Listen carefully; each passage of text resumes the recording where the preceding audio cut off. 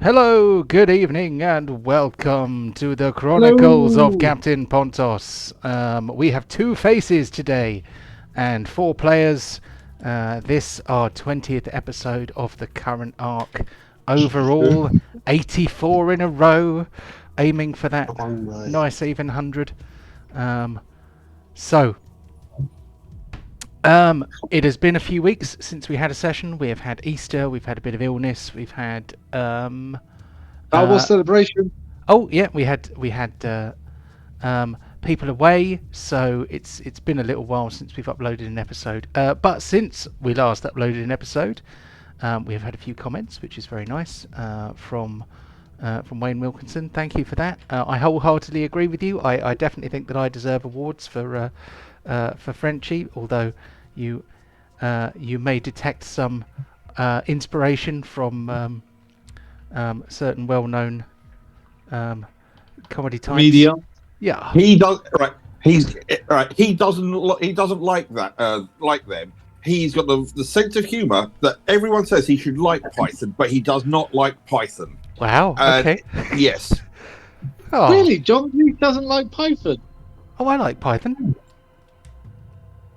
But Yes. But anyway, that's that is strange. But he's guessed like all the plot elements of the future campaign as well. So, you know, with all the inter-party stuff. So what we're going to have to do is change the plot completely. Excellent. Because obviously if there's online play, you have to script it out in advance rather than making it up as you go along. He said, I say we have to give this the comment. What was the commenter's name again? Wayne. Wayne. I think we need to give Wayne a reward for being our first commenter, like name an NPC after him or something. possibly our only commenter, actually. I'll kill him. I think we said whoever commented we would give them a part, anyway. I think so. I think yeah. NPC is a great so idea. I will have to create an NPC called Wayne. And I'll kill him. Don't worry. Don't make him lawful evil, otherwise I'll kill him. Well, I will randomly decide what his alignment is. But yes, at the moment we are in the depths of the Isle of Dread, so I'm not going to talk about that. I am going to call upon a member of our party to come on, brain. Might be back on. I will call upon the party to give us a recap if anyone can remember what happened. We spent several sessions fighting, so it shouldn't be too difficult to give us a bit of a précis of what has gone before. Was that a ding? Was that someone falling out? One, Everyone's here. 2, 3. No, we're still all there. Okay. I don't know what that ding was. Does anyone want to volunteer, or shall I quickly go through this? Go for it, Char. Hooray! Okay, well, last two sessions we had that nice little fight with Karirook's better half. Finally ended with Char shouting there can be only one and finishing him. We were on fumes, both Pontos and Char at different stages knocked themselves out with fumbles. It was a hard-fought fight, but we've been rewarded with the other two crystals for what we believe will activate the portal machinery at the top of the tower. And we are currently inside my bottle having a rest before we even think about leaving this Yonti temple, because we were all in bad shape. Very good. Thank you for that. If you have inspiration, please give yourself inspiration. If you already have inspiration, you may donate it to someone else. I have words. Anyone need one? I used mine in the battle. I'll take it. Cool. Okay. Right, we shall bestow inspiration upon Deep then. Before we move straight into the game bits, I am just going to show off some bits that I have worked on. Because like all good DMs, instead of planning stories, I spend ages on aesthetics. I am just going to very quickly move us to my new party screen, which does not seem to line up on there very well. I'm going to zoom out a bit so you can see all of it. So I thought I would make a nice new party screen because the old one was looking a bit dowdy and a bit rubbish. So it is a bit of a status thing, just to give us an idea where we are and what we're doing, and obviously showcases the character art for our party, the Crimson Dirks. I just thought I would put a sentence or two. Of course, Chew Bacon is a level 11 pig, so he has pride of place. Yes, what I aim to do is to put a little bit of text on there between each session, just to give us an idea what we've done and where we're going. That may or may not match the text in the YouTube video comments, in the doobly-doo or whatever they call it. But yes, as you can see, the party are currently level 11 because they leveled up last time, and PC deaths is only 1, which is a travesty. There is a reason why I bring that up, because that is going to allow me to segue into another brief visit. I decided to upgrade the graveyard a little bit, so I'm going to move us to the graveyard. The graveyard, I thought I would make it a bit more atmospheric by having it raining and dark. And now, if you visit the graveyard, because there is a button that allows you to visit the graveyard, you can move the torch to look at the dead. And the one PC, yep, there he is. The one PC that died in this campaign was Rentaro, who I think he was only level 1 or 2 when we lost him. But I'm sure we will agree that Deep was a more than worthy successor. Hell yeah. Yeah. But these are all characters that have died in campaigns that I run. And then actually at the front here, these are Anna here was my character who died in my friend Lisa's campaign. So shout out to Lisa. And also this is Rot, who was another person who died in that same campaign. But yes, I just thought I would show you some of the stuff. And also there's probably another section with just lots of goblins that every party acquired. Yeah, oh yes, to start with I did actually put like Droop and other goblins in there, and I was just there were so many after I've run Lost Mine of Fandelver. What is it, 8 times, 7 or 8 times? So I've got a hair on my face that's very annoying. I've run Lost Mine of Fandelver 7 times, so that's quite a lot of dead goblins. But sometimes it gets through. But anyway, there we go. That is all the things that I thought I would show you. I like to keep things fresh and tasty. In the meantime, let's move back to.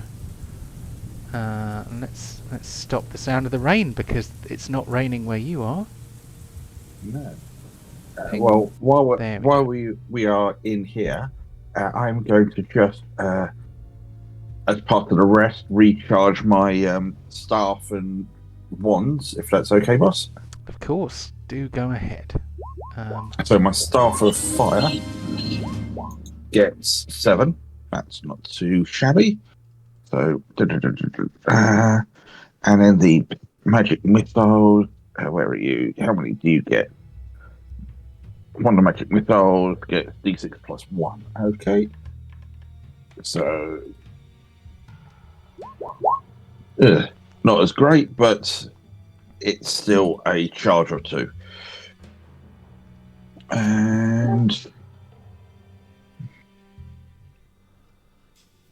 And the minimum I can get would fully recharge my Wonder Fireball. So that's all done. So I'm,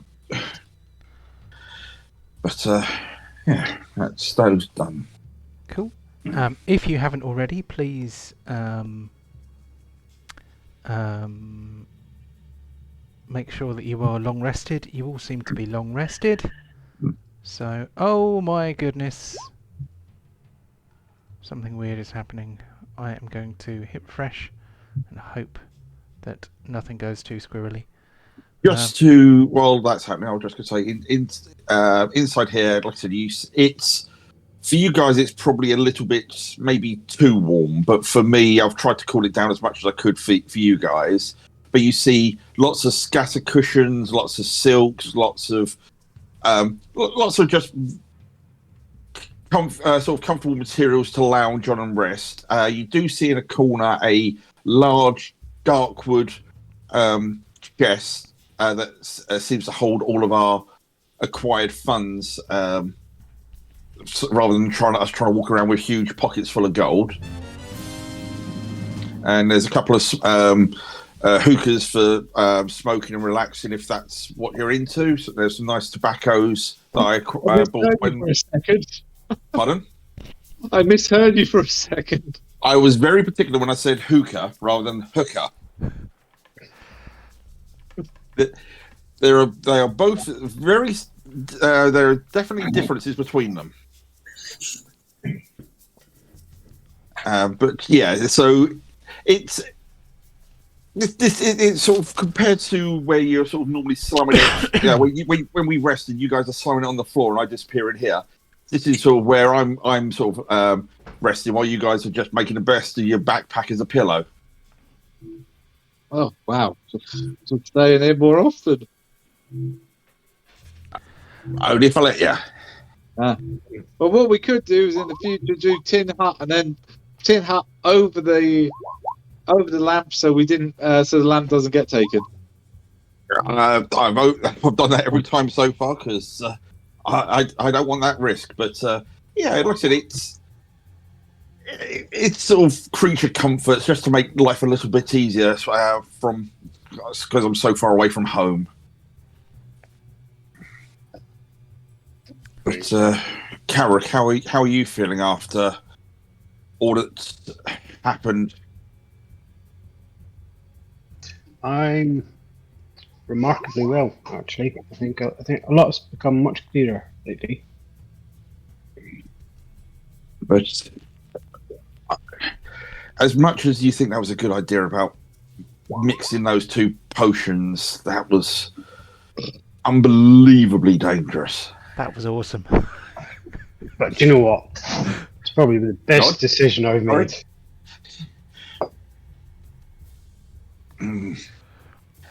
Yes. I think I need some more potions. How many more gods do you want to annoy or meet? Yeah, if I meet any, I am going to kill them. I've had enough of gods. Well, I think maybe you'll meet one more at some point, and that could just be the Raven Queen, I suppose. Oh, giving the DM Who's that? ideas. Oh, I've learned something very annoying about an API that I have installed. Every time those someone monkeys. with a... Oh, you are twisted around at a funny angle, and you're all beaten up. I better fix that. There we go. Oh, I've just realised we could use this as a nice way to sneak people in. You could do sneaky things. 5D100. What was that for? I was just checking it out. Very good. So... You didn't even roll over 250. You stink. I know, it's rubbish. yeah, less than 50%. Well below average there. Rubbish. No, I think that three was the one that threw it. Yeah. But, going back to the topic, honestly, I've had enough of gods and their whimsical ways. I don't want to deal with another god in my lifetime. If I do, it's going to end up badly. Well, I take that as sort of insight and a step towards enlightenment there, Karirook. But Not at all. we have these 3 crystals now. Do we proceed when we are all fit and able to the tower and hope that we can easily make our way back up and get this resolved. Let's do it, but I hope it's not easy. I want to bash some skull. Well, I'm fascinated by all this our sort of other approaches to planar travel. This is quite interesting. But we'll see what we can learn en route. What we could do is crush the crystals up and mix them together and see what happens. Oh, for God's sake, stop that idea. What about no? No. Oh. Pillow fight. Yeah, why can the pillows see? Can the pillows see? Oh, they're just supposed to be movable, but if they can see as well, then... Oh, sorry, I mean they give off light. Do they? I think they just have a bit of an aura around them. Oh, blimey. Okay, yeah, I have noticed that. Doesn't So- matter. In here, it doesn't matter too much. But well, Yeah, if everyone's feeling energetic, let's proceed. Oh, Right, I we can't wanted to go to dance on coastal, the right? table. We wanted to go across the beach, yeah? No. You want to go? You want to go to the beach because you want to swim in the surf again in your heavy armor.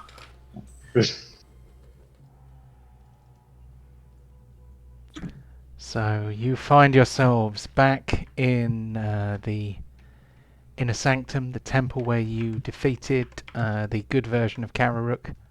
I mean, the bad version of Karirook. And a thought occurs. Oh, I'm on the wrong map. That's why I can't see it. So let's quickly pop onto the map layer and get rid of these lights because you have picked those up. You have taken them with you. There is blood everywhere. This is some of your blood. A lot of it is my blood. Yeah, this is some of Karirook's blood. This was an epic battle staged over a couple of weeks.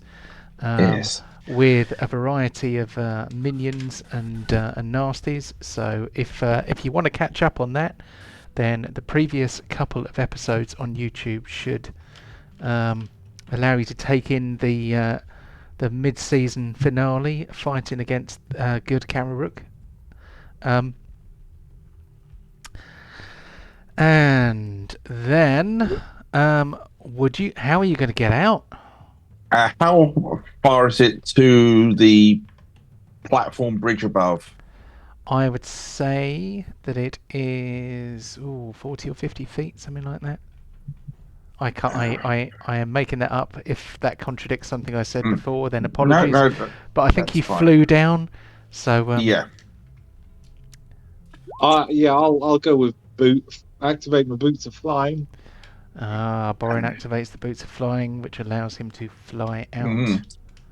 Well, just for the sake of convenience, I will use one of my spell slots and cast Fly on Chewbacon, Karirook, and Deep, and then I will sprout my flaming wings myself to allow us to fly out as well. Cool. Okay, so everyone either has wings or has a means of flying, which is cool. Mhm. So If I didn't want to use a spell slot, I could have just given Borin a rope or something and said, right, and we all got to try and climb out. But this is easier. This is what magic's for, make life easy. yeah, that is true. So I am going to move us to the other place where we were. And that looks quite cool because it's on explorers mode, which means that the bits that you can see the bits that you have seen before, but only the only bits in color are the bits where you can currently see it. So you are in the temple. The temple is currently quiet. You can't hear anything at the moment. No nasties. Oh. Walk down the open door. Sneakily walk through here. Oh, are you being sneaky? Well, we'd better have a stealth roll in that case. You can. I predict it's going to be a 21 or higher. I think it's guaranteed now, isn't it? Oh, rose after level 21, after level 11. Ah, So so that you, 3. that 3 is I'm not automatically a taking as a 10, isn't it? Is that right? Yep. So that means that the lowest you can possibly roll for a stealth check is now 23. Okay, Happy days. that's pretty good. I need some wiser creatures. You haven't even seen the worst of it yet. Oh, area of effect. That's the way forward. I can dodge out. Only if it's a deck save. Mm. Right. Anyway, you are exceedingly sneaky. I need to rewrite yours so that it automatically gives you at least a 10. It's basically anything that he's proficient in is a minimum of 10. So I can fix that. I just need to add it to my list of things to do. We even talked about this before, but because I didn't add it to my list of things to do, I didn't do it. I mean, there's plenty of other things I didn't do, but it's just that one. That one grates because I remember that I planned to do it. So, update Karirook skill macro. So I'm going to have to write a separate skill macro just for Karirook, but I'll just adapt the one I've already got. And then, there we go. That is done. That is on my list. My Todoist list. Todoist is my favoured to-do list of choice, in case they would like to sponsor me. I can't imagine why they would, but you never know. They would look at it and go, wow, this guy never does anything. Anyway, back to the game. Apologies. Keep going. What you got?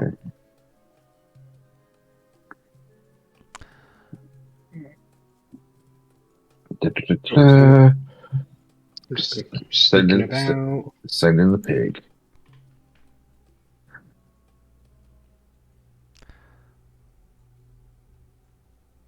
So the place is eerily quiet. It appears to have possibly been abandoned. You can't see any Yuan-Ti anywhere. You can only see a few bloody puddles where you soundly beat the brood guard and abominations that fought you here before. They, of course, were trying to keep you occupied while Vampire Karirook struck a bargain with one of their lesser-known gods, Mershulk, and Mershulk blessed him to become a Malison, which is part humanoid and part snaky.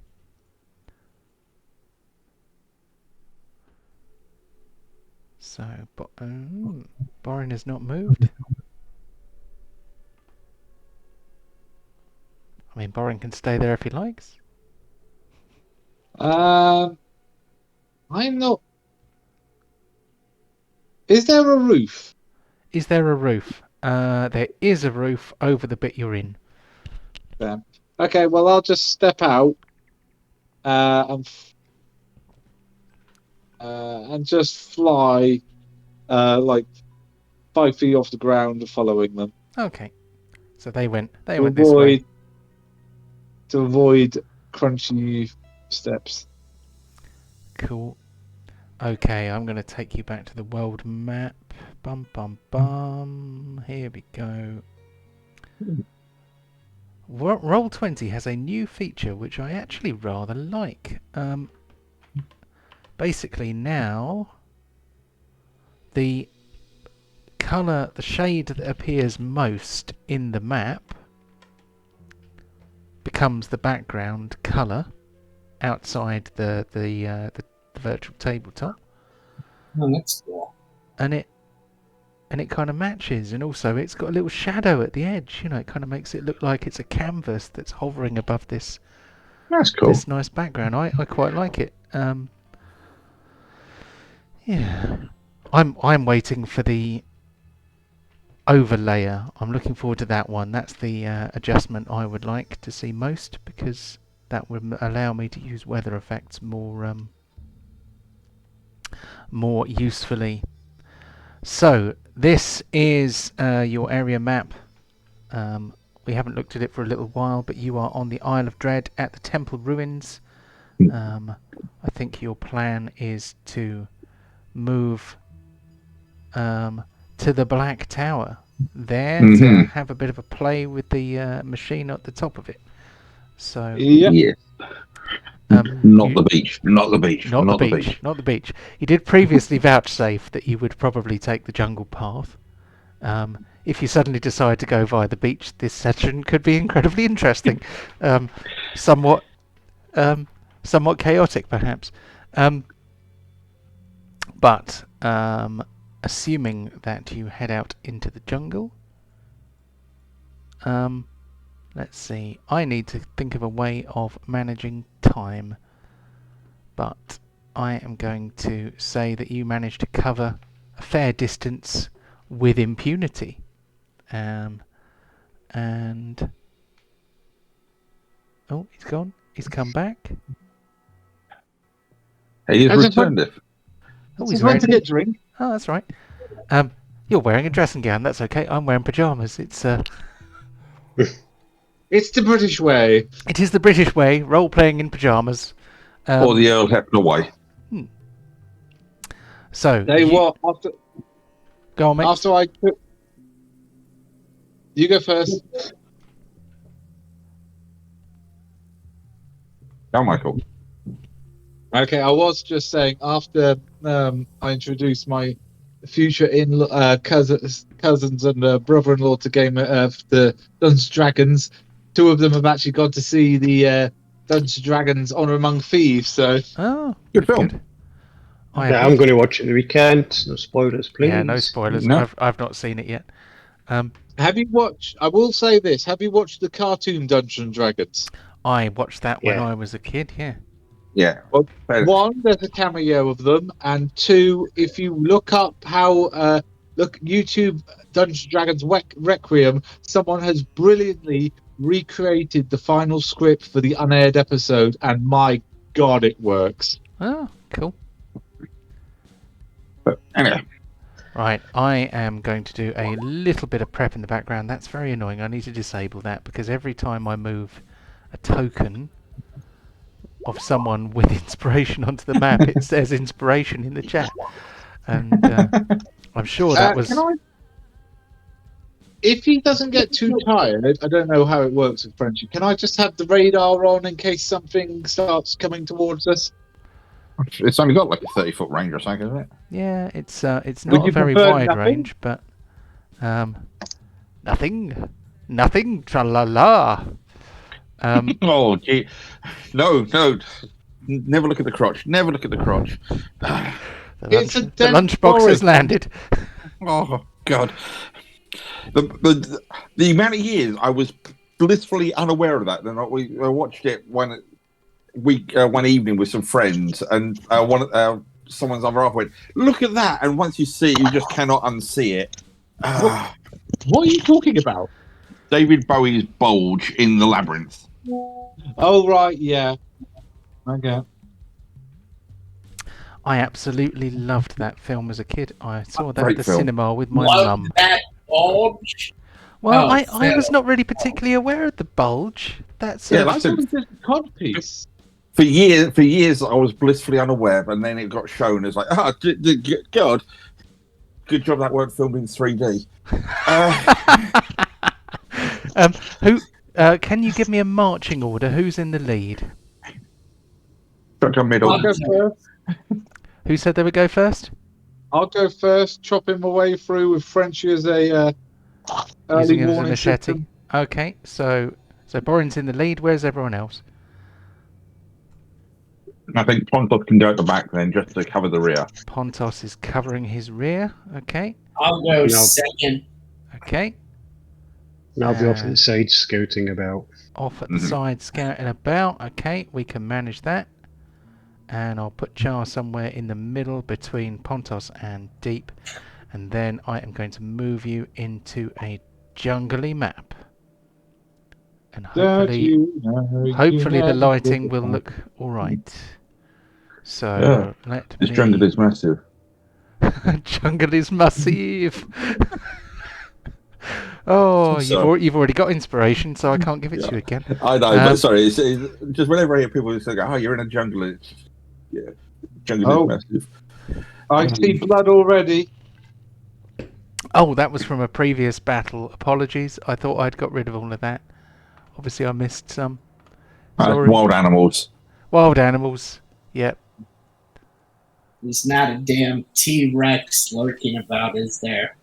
Well, give us a perception roll. See if you can spot a damn T-Rex. Okay.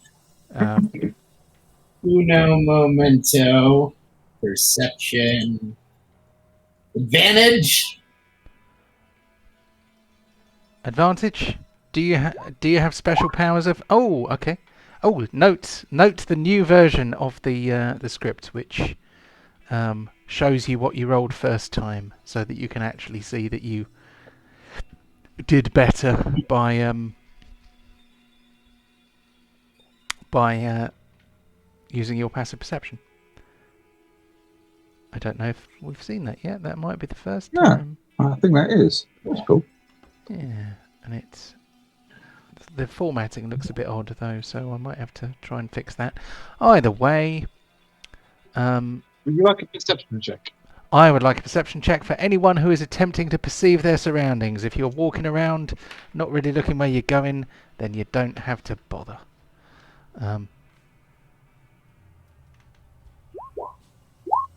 Okay, so Karirook critically fumbles, so he basically hacks his own eyes out, and we'll never see again. Except for the fact that doesn't my reliable talent bump that up? Of course it does. Yes, I was just making a deliberate DM faux pas. Because as we all know, you can't critically fail a skill check. You can fail, but you can't fumble it. So that is a minimum of a 10. So you get 23, I think. Depends on his wisdom. Is it Wisdom? 23? Is it perception wisdom or is it intelligence? Perception. Wisdom. Is wisdom. Yeah, Wisdom. His wisdom is -1, but so hold on. 10 plus 10 is 20 plus 4 is 24. -1 is 23. Yes, it is 23. Maths is hard. So why didn't that come out as a 14? I don't understand. 1 plus 10 is 11. Plus 4 is... I'm confused. -1. It did the maths wrong. That should have come out as a 14, but for some reason it came out as a 13, and I'm really, really confused. Oh well, But never it's mind. 23 anyway. Yes, that is a 23.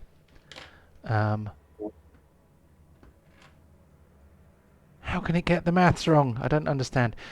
So 23 is pretty good. As is, well, 19 is pretty good too. So is a 15. So you guys are all reasonably wise and quite attentive to your surroundings. You notice in this jungle clearing, which is absolutely not the same jungle clearing that you walked through before. It just looks similar because all jungles look alike. You notice a strange scent in the air, I would say. A bit of a... it sort of reminds you of a kind of leafy chlorophyll sort of smell, and layered over that a smell a bit like honey or something like that. A smell of sweetness.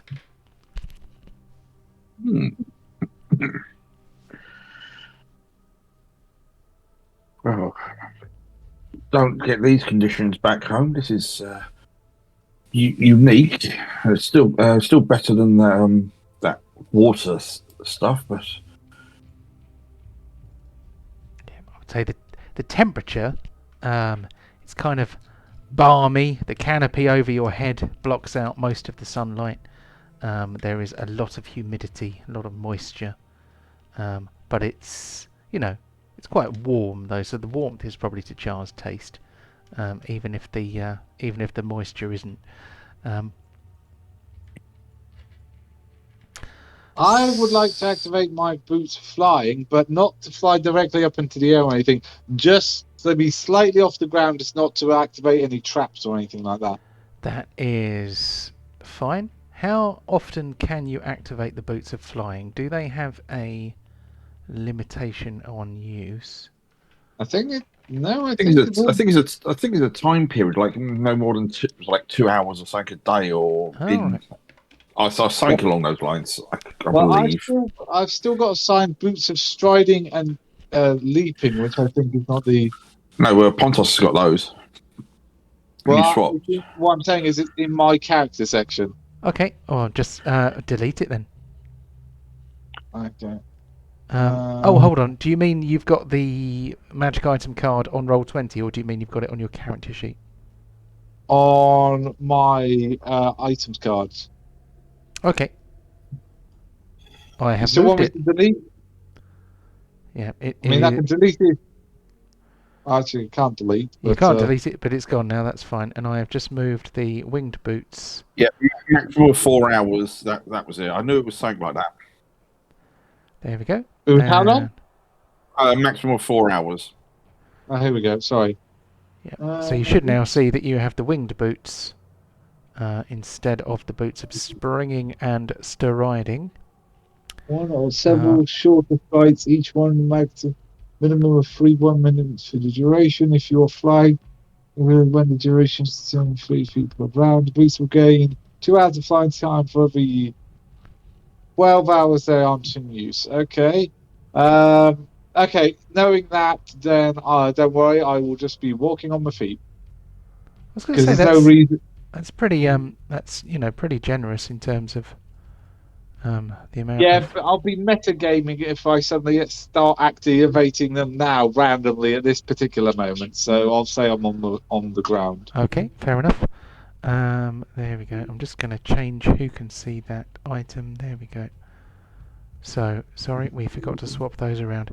Is it correct on your character sheet? Yes. Good. Okay, no walkers. Right. Which way are we meant to be going? Up, down, left, or? You are heading west. So you have come in through this slight. There's a sort of beaten path, nothing very extensive, but you are kind of moving through using Frenchie in the style of a machete, which he is furious about. He's like, "Oh, mon ami, I cannot believe this. We have all these massive battles. We excuse me.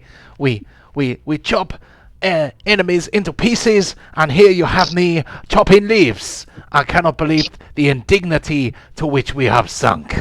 When was the last time a lawful evil soul sated my sharpened edge?" You're preaching to the choir, mate. I'm trying to get you them as fast as I can.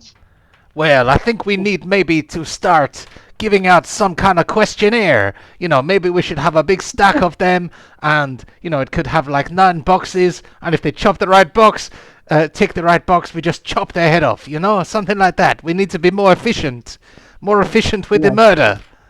Now, tell you what, I'm assuming everyone else has gotten sick and tired of hearing him complain over the last few hours of this, right? It depends. It depends whether you've got him out on mute or not, because you can have him just in your head, or you can have him out loud.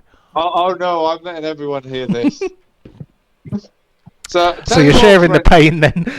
Yeah. Tell you what, Frenchie. The next, I think the entire party here can agree. If you stop complaining about it, next unlawful evil person, we kill him the instant he gets here. Okay. The second we meet him, we're killing him. Everyone agree? Well, Borin, it does have a point. I mean, down in the temple, you were using that crossbow. Oh, you see, from, it's you have me. You have an infernal great axe with an intellect of its own, and yet you use this rattling piece of junk. Oh, I'm so angry. I'm beside myself with anger. You use that bloody crossbow.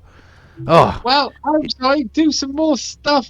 Can throw you and come back. If I let go of you, I'd potentially lose my soul. So, well, I don't know. Maybe I need to. Maybe I should practice. I'll tell you what. Throw me at that tree there, and I'll see if I can come back. okay, I will throw. I will throw Frenchie at a tree. Okay, I will have. Can you give us an athletics check? I think your athletics check will probably be the same as your combat bonus. Skill check, athletics, acrobatics. No, you want athletics because it's a strength-based thing to throw an object.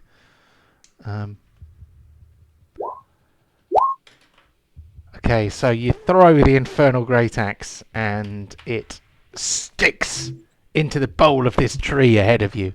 Ways to conserve energy and save on your electric bill. Yeah. What was that? I don't My know. electric bill.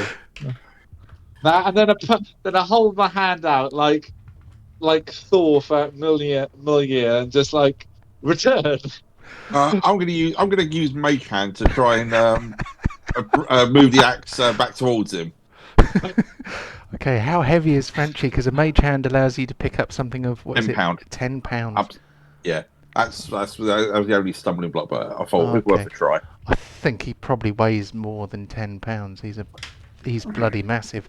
But he's like, oh, that was he's kind of like, that was a really good throw, monsieur. That was so good. I'm stuck in the tree. I come up and pick him. Pick him up. And I'm trying to fly back into your hand. This is what I'm talking about, and I pull him out. It's like, thank you for pulling me out of the tree. I have some sap, on me. I'm very. I tried. You just threw me too hard. I was buried in the tree. You see, I was trying to fly back to you. Sure. Maybe next time. Maybe next time. Okay. You could try again. No. Maybe throw me at a less hard tree. I'm not. I just put him down on the nearest rock and then just like hover my hand like a foot above him and just like, if you can't travel this distance, then there's really not much you can do.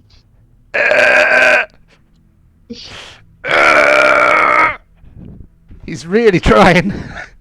The axe kind of quivers a little bit. Really? He's like, oh, it's so hard.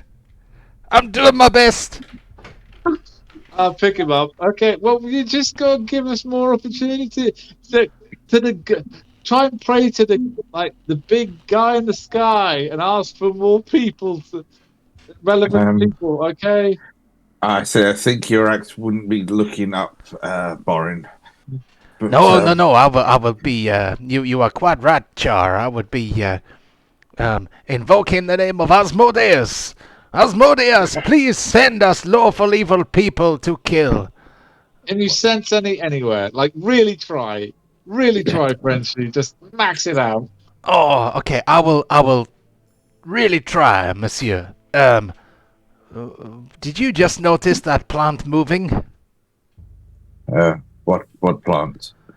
Oh, well, there's some like weird ass flowers over there, and they seem to be laughing. Oh God, we've entered the day of the Triffids. Okay. Right, are they lawful evil?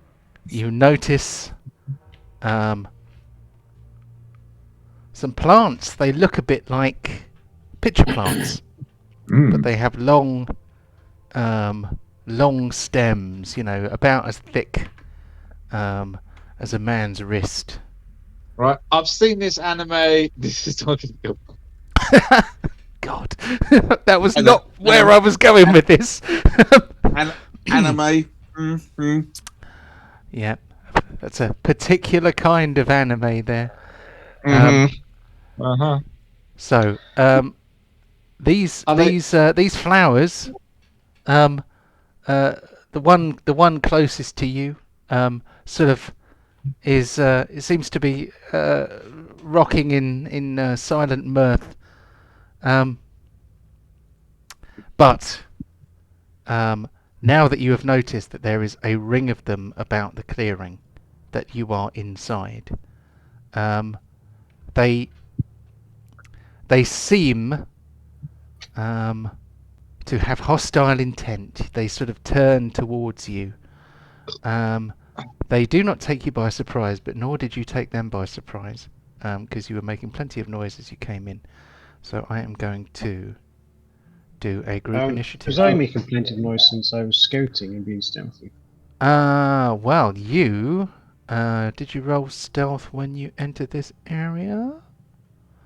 Right. I'm just within 30 feet. Are they lawful evil? Let me see. I would describe these creatures as unaligned. Oh, for God's sake. No. I promise you. I promise. I will give you some. Some spiders. Yeah, we'll have some spiders. We'll have spiders soon, or or devils or demons or something. No, we don't want devils and demons. We want Sentient evil creatures of some sort. So, is everybody in the turn order? We have Deep, Char, Pontos, Borin. I seem to be missing Karirook. Did you roll initiative for Karirook? There he is. He is in the order. I think you've just got this. Fire should do a lot of damage to plants. Oh, they got the jump on us because we were too busy watching you trying to levitate an axe.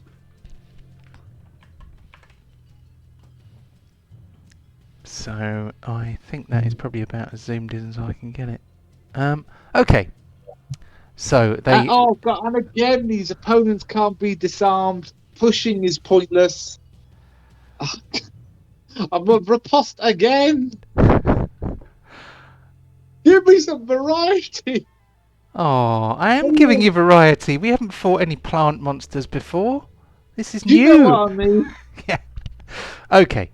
So this plant creature here, surprisingly, begins to move towards you.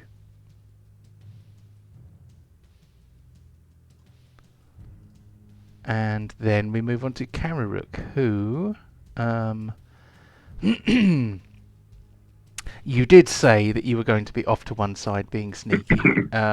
So you can either take your minimum 23 for stealth, or you can roll a fresh one, so to speak. Entirely up to you.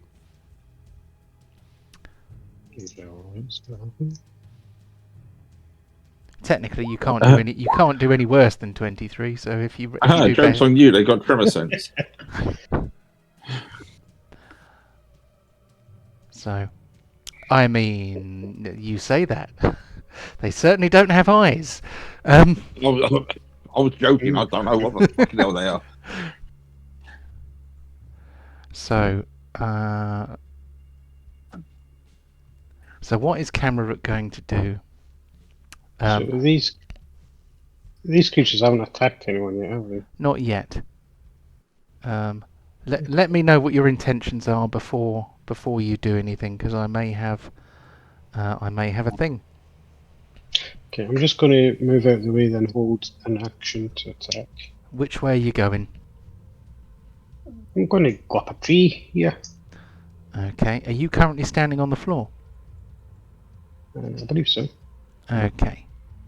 So as you start to climb up the tree, you notice that your feet are wrapped in plant tentacles, which start to pull as if to trip you up. Can you please give me a dexterity save? 2 through.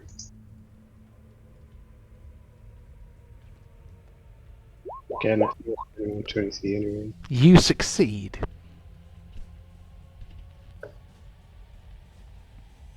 Cool. So you manage to get your feet out of the tentacles, and it doesn't manage to drag you off your feet. Sweet. I'll just climb the tree and hold an action. 1 second. One character sheet. I'm going to hold action of. Nothing exciting. I'm just going to use my.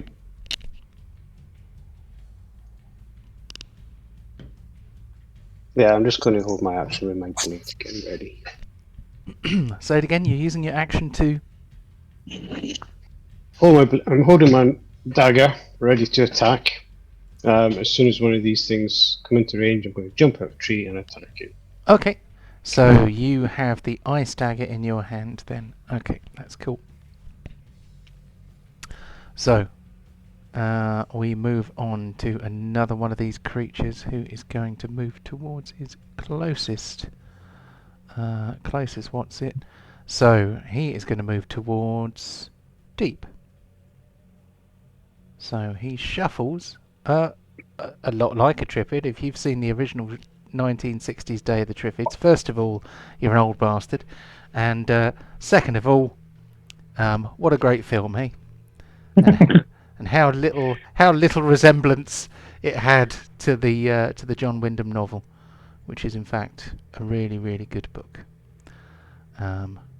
So the creature kind of wobbles somewhat uncertainly over towards Deep, and then one of its flowery heads, one of its pitcher heads, lashes out almost like a flail to try and smack Deep. Does it get him? Oh, shit. Oh, Jesus shit. Christ. It got him. Bloody hell, 55 damage? That's a lot of damage. Well, that was a crit, to be fair. Deep is grappled.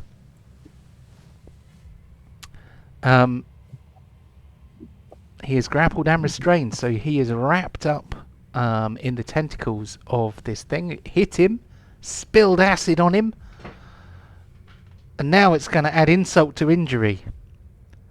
What Deep notices is that this creature isn't so much moving on its own feet as it is attached by long hidden tentacles to another creature.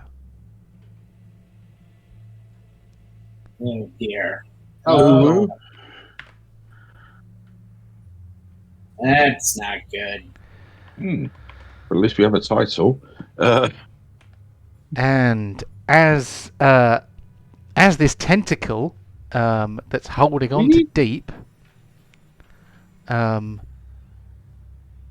does so, it kind of, yes, that is in fact the art for a Marlborough from Final Fantasy. I think it first appeared in Final Fantasy 9. It's one of the first bosses in Final Fantasy 9, but it might have actually been in some of the other Final Fantasies as well. I had two plant monsters, and I was like, should I use this one or this one? And obviously I should have used the other one. But well, it seems that you've been inspired by the Super Mario Brothers movie. I haven't seen it. However, the big monster and its remote tentacle, it is going to try and throw you into its mouth. Oh, good. So this creature can chuck something up to 20 feet into its maw. So it lets go of you and hurls you towards its mouth. It then is going to try and chomp you out of the air. Doesn't get any bonuses or anything. All right. Still Ow. awake Ow. for now. Okay, so deep has in fact been swallowed.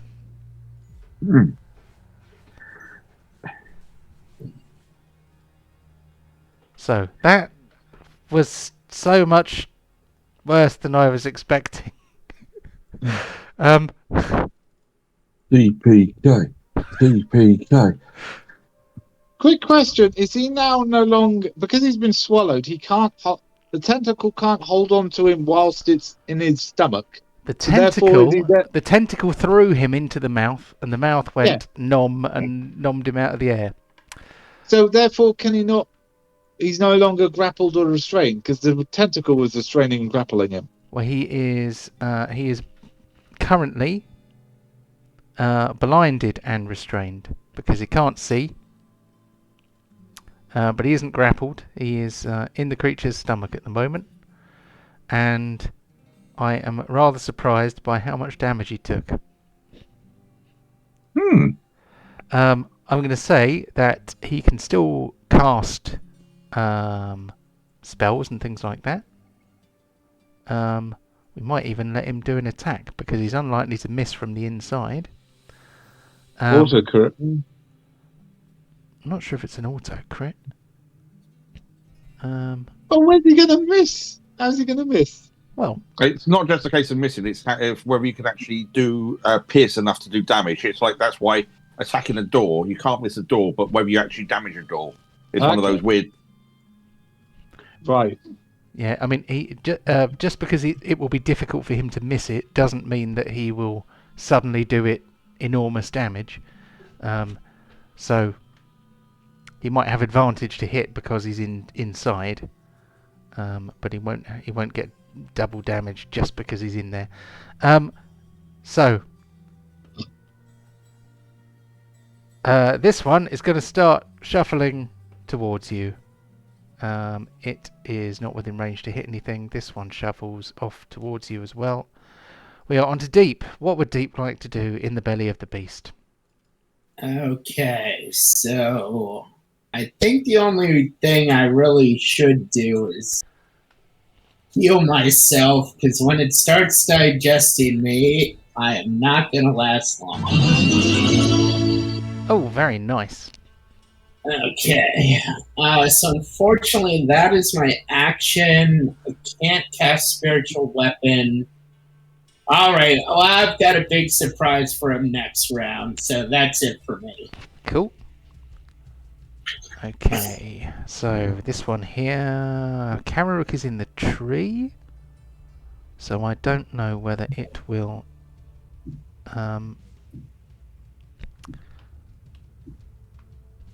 have a bead on him, so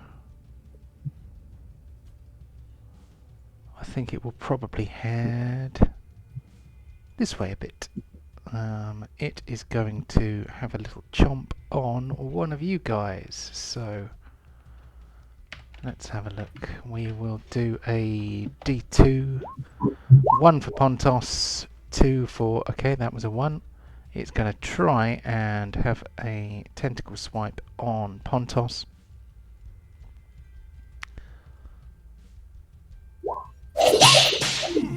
It got him. Okay. That's it. So Pontos is held by this thing. It has snatched him off Chewbacon's back. He is grappled and restrained. This thing here cannot throw him into the mouth because the mouth is too far away. So this thing is going to attack with one of its other tentacles. It is going to see whether it can smack Chewbacon. Chewbacca is also held by tentacles.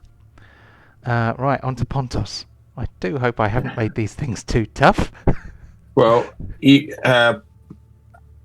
didn't. Pontos didn't mind the sort of the plant hug himself, but seeing this thing reach out and hit his pig, that's gone the wrong way.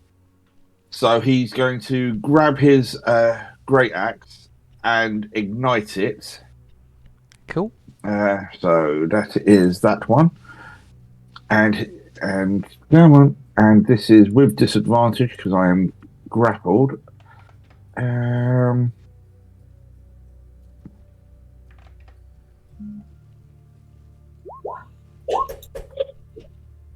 Oh, 17 missed. Oh, fuck me. That should actually have hit. Can you try that again? Okay, I'll try that one again. Flaming great attacks on you. At disadvantage. Oh, wait a minute. What am I doing? I don't know. So It's saying no target was found for. Oh, there's no blood, but you're saying the 17 should have hit. 17 should actually have hit. So actually, what I'll do is I'll get you to roll damage instead of getting you to do it twice. Duh. So I'm not sure what happened there, but I was fiddling around with this. I reskinned something else, and I may have got some numbers in the wrong boxes. So if you have the flaming great axe light, then it's. I think that'll be 2d12 plus your strength modifier plus 1 because it is a +1 magic item. Okay, so we will. So 2d12 plus his strength modifier plus 1. Yeah. So. 25. Very good. And that's fire damage if that means anything at all. That is slashing and fire, isn't it? So I am going to manually take the damage off. The heat of the flames makes the flesh of the plant wilt slightly, and you detect that the slashing is very effective. Okay. Well, I will now do my second attack then. Come on. Do some work. Disadvantage again. Leave my pig alone. 15, so that probably misses, Yeah, I'm guessing. Yeah. Okay, and then I will do my claws, just because I've got them.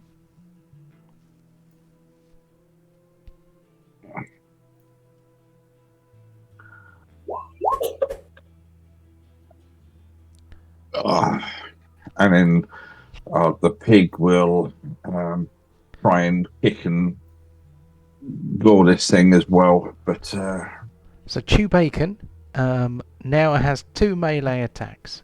He only had 1 before. Fighters, because I've made him as if he is a fighter. He's got 3 attacks, hasn't he now, Chewbacca? Pontos, sorry. Oh yeah, Yes, Pontos does. Yeah. Well, You did actually do 3, although one of them. That's true. Yeah, so that's okay. that's 4 in That's total fine. there.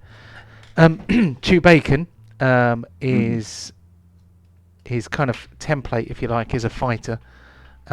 He had always had just 1 attack before, but he is now a level 11 pig, so I've decided he should have 2 attacks now, so he can do 2. He can do. Very good, well done, Piggy. And then let's try again. Come on. Right, I need to give these guys a blood type. Hold on. Green. is it officially blood? They bleed? Chloroform. Oh, blimey. He's doing really well. Pig. Okay. I have somewhere an API for set condition NPC. That's the one. And it asked me what kind of blood to put in, so we are going to have that colour. Okay, there we go. So Okay, that's everything they can do for the moment. yes, That creature is very badly damaged.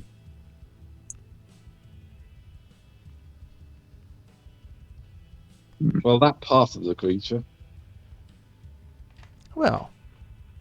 Oh. Oh my god. You absolute moron, John. Okay. So I have to do a very, very quick switcheroo. Because I've just realised that they're not mooks.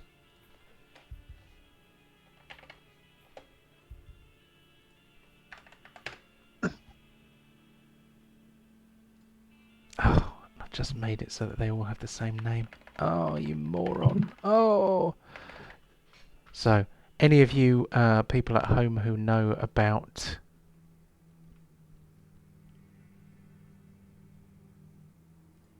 Black magic. if you know anything about what are they called? If you know anything about Roll20, then you will know what a mook is, and I created these monsters today and I forgot to make them mooks.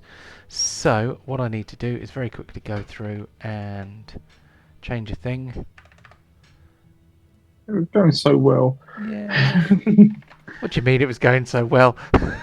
Do you mean because they all suddenly went from green to yeah, I guess that might seem like a good thing if you were Yeah, back to green. Yeah, I remember how many hit points it had left, so I'm gonna fix that in a second.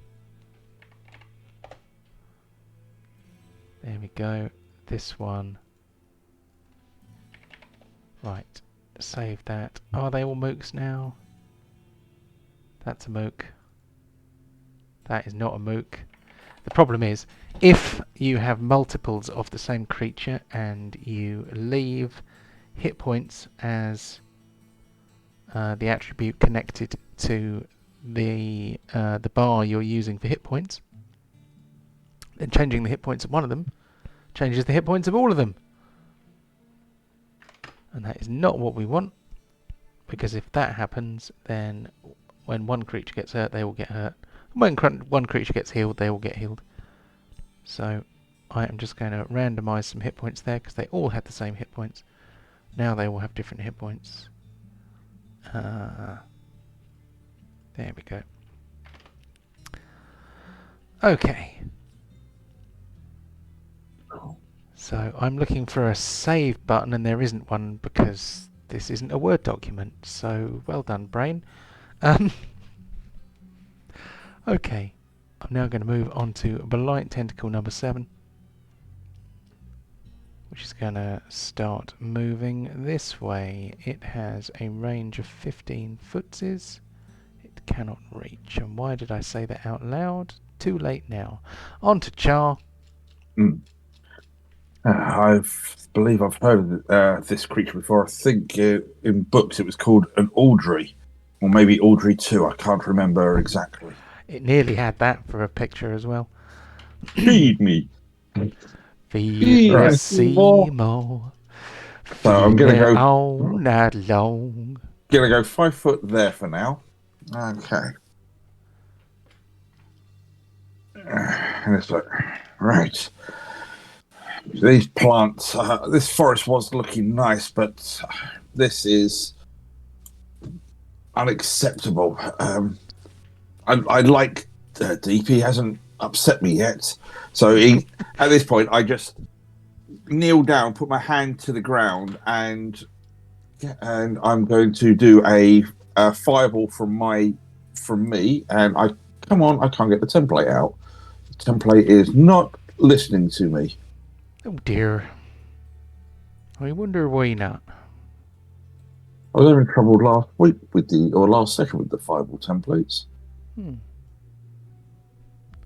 Basically, See if you can move it. I can't even click on it.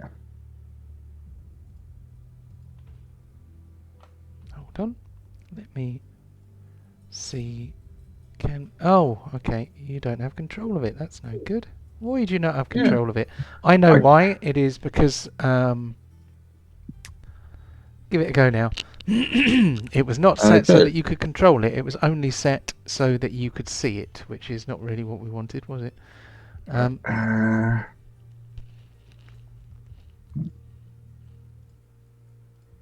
Oh, you're just in the wrong place there, Deep. Otherwise, I could have got a nice. Well, when it hit me, I am inside of him. Yes, do that. Do that. Char doesn't know whether it will affect you or not. Oh, okay, that's fair. I'm gonna take a punt if nothing else. I go, forgive me, Deep. This is probably gonna hurt you, but it'll get you out of there. So that's where I'm gonna launch Can it. he hear that from that? I mean, he's inside. That's more. probably should have talked. It's more to myself, if nothing else. Let's fucking do it! And it is on you. And because this is my spell, I'll do an extra 4 points of fire damage on Audrey as well. Okay.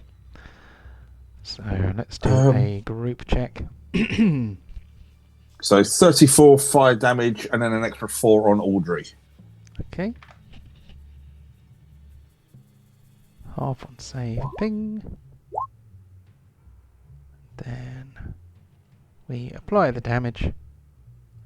And then there's an extra bit of damage on this one. There we go. And it did not affect Deep. Oh yeah. Woohoo! This thing here is now going to take a Constitution save. Oh, two of them saved. Bloody hell! What's their dex?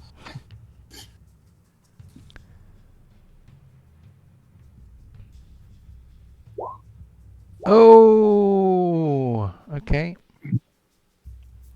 It heaves a bit. It kind of goes, and it holds on to him. He stays down. Okay. But it did look like he was heaving a bit. Okay, anything else from Grandmaster Char? I'm just going to take a step back. There's too many of them getting a bit close, but that's about all I can do for now. Hopefully that's weakened them for others to finish them off. Cool. Okay, so we are not too far from the beginning of the next round. So I am going to take us to the beginning of the next round, and then we'll have a comfort break. Turn. Oh yeah. It's all right. You're next. Don't panic. So how far can he go? He can get a little bit closer. There we go. So he is going to try and smack Borin. Okay. Jesus. I am hoping you did take account of fire damage in case they are vulnerable to fire. Yeah, probably not, but I'm trying to be hopeful. Yeah, it's I did note it As appropriate. Yeah. Okay, that's fair enough. Did nobody has acid, any kind of acid protection, do they? It's poison that you are all immune to. I did eventually notice that. So he has grabbed Borin. He is not close enough to hurl Borin into the thing. He has 5 feet of movement left, so he's going to shuffle a little bit closer.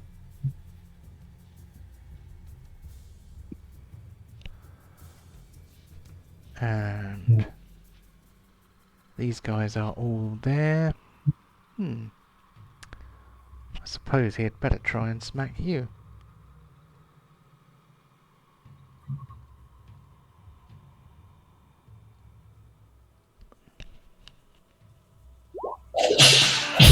Oh no, not another crit.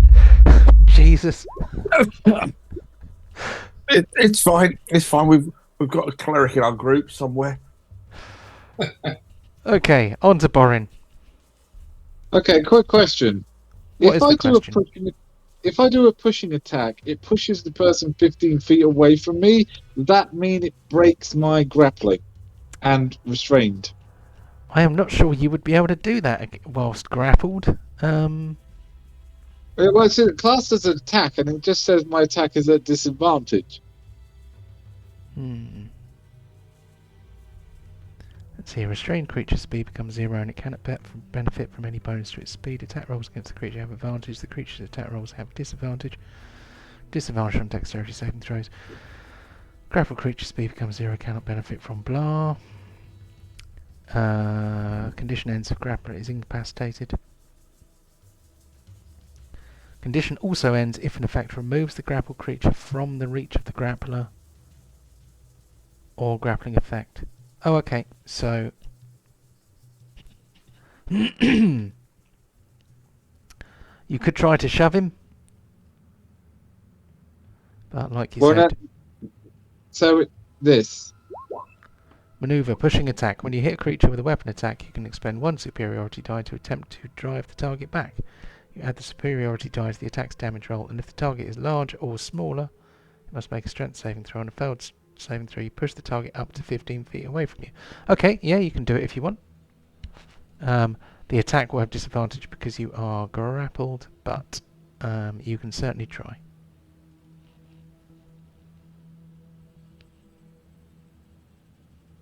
Okay. Oh, hang on, no, I've got to activate the right thing. There we go. Okay.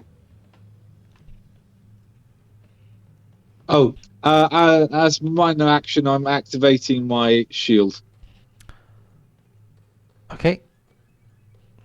No cover. Submit.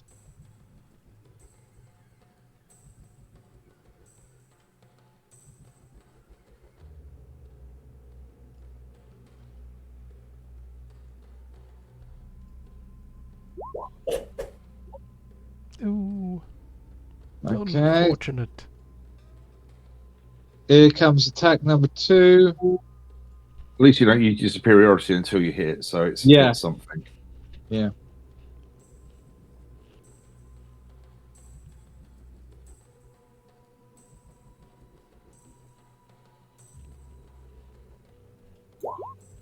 Yeah. Okay, you have hit him. Okay, it takes a strength check of an AC of, once I found it, I think it's something like 12 right now. Oh, load faster, you stupid page. Oh, I think he's failed. But it's going to be like 8 plus your proficiency plus your modifier, whatever it be. So like strength. So that'll be like 8 plus 4 is 12 plus strength mod, which is like... There so it about is. 16, 17. 18, 8 plus your proficiency plus your bonus, your strength or dexterity. Yeah, so it's at about in the 15 mark. It's a fail. Yeah, he's it's a definitely fail. failed. So we go, woohoo! 15 feet away from me, please. Straight away. Okay, so which way? We are gonna go. Oh, hello. Does Char go with him? Yeah, I would think so. Sorry, Char. I was hoping that would dislodge you as well. So, can you roll the superiority die as well? Because we need to add it to the damage. 4. 4, that will be the same damage type as the attack, I imagine. So he is pushed back 15 feet. Hold on. Where were we? Well, don't worry. Move him with me. I would follow after him and use my last attack. Okay. Oh, well, you haven't... So, it says it breaks the grapple if... Let's see, what does it say? So, it has moved 15 feet away from you, but it has a reach of 15 feet, so it just takes you with it. Oh. So, he's still got hold of you. Right. Can I attack the vine? It is the vine. Right. So, I'm now 15 feet away from it, but I've moved with it. Okay, right. I was hoping that would dislodge me. Hope is a wonderful thing. So I've just realised it wasn't in... Hold on, I'm going to put you back there. And I'm going to make sure we put it in the right place. There we go. So 15 feet back. And then we'll move you 15 feet-ish too. For some reason it doesn't seem to want to keep people in their boxes. Okay, so...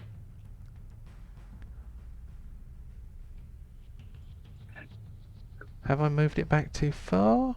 No, that's the right amount. So, would you stay there or would you just come with it? That's the DM's discretion. No.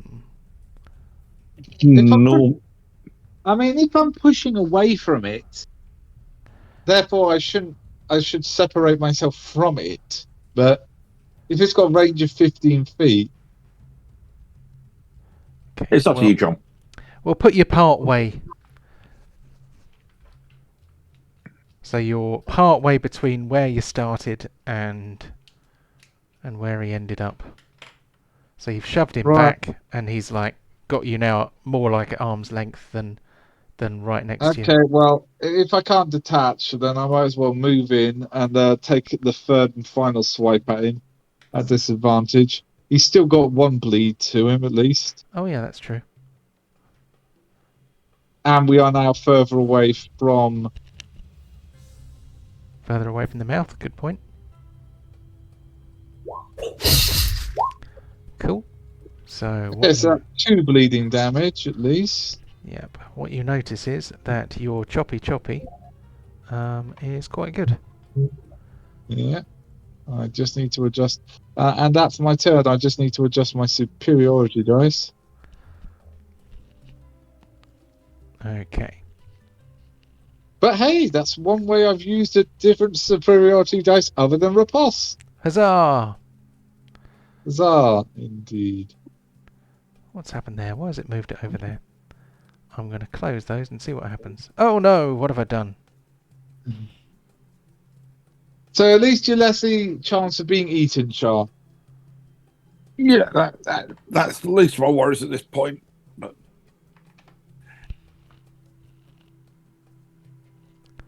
Let's pop that back at the top. There we go. And nothing's duplicated. At least I don't think it is. Okay. So I am going to suggest that we take a brief comfort break. For my drinkies are dry and things. So, right, let's come back in 10 of your Earth minutes ish. no worries. Catch you guys in a bit. Yep. And welcome back. I am going to put us back on the screen. There it is. And it happens every single week. And I forget. There we go. Let's see if we can get a bit of a zoomed in view on the fight. Make sure that everything is nicely visible. There we go. I think that's as good as it's going to get. And let's move back to this view. So, here we go. Round 2 of the battle. The terrifying plant beast. I was trying to think of something that smelled like I was imagining when I was describing this plant to you. And I have recently started drinking matcha tea. It kind of smells like that. It's got that kind of cut grass, vegetation-y sort of smell to it. So it sort of smells a little bit like matcha powder. But yes, here we go. This tentacle here, far from any target, is going to, excuse me, wiggle its way towards you, but it's going to go around the top. Okay, we move on to Karirook. I think I have a fair idea what he's going to do. I'm gonna somersault down here. Somersault down? Oh, well, if you're somersaulting down, let's have a... So the minimum let's I have can an get- acrobatics check, shall we? Just to make sure that you don't, you know, kill yourself on this rock here. Yeah, all right. I think it is. Why even pretend, John? Yeah. I can dream. Cool. He's got.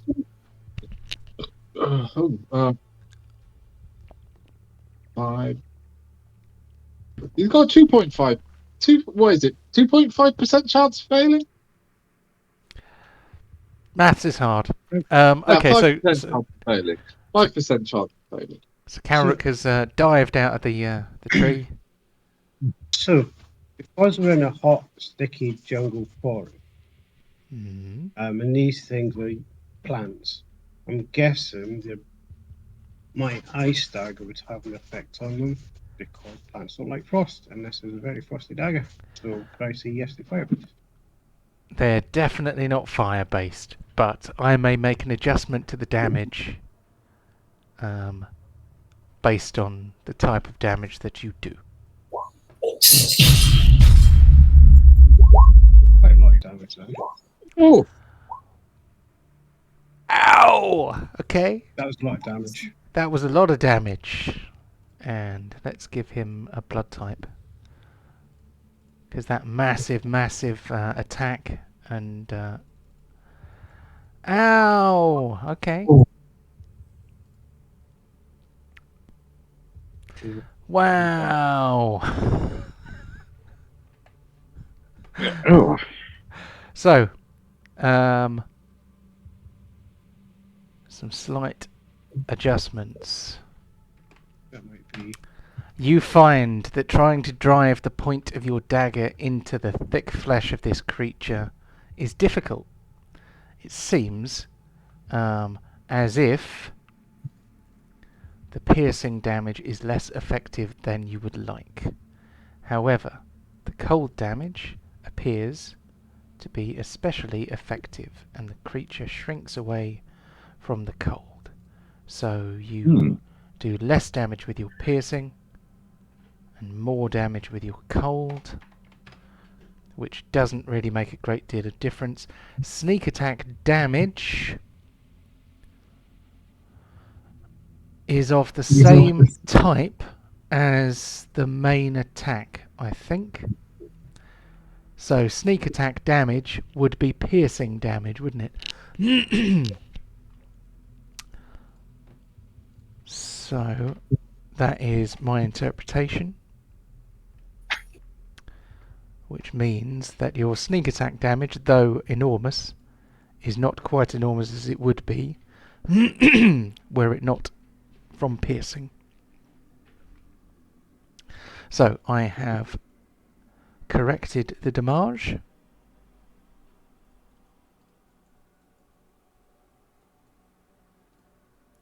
Which means that narrowly I am going to take away that marker.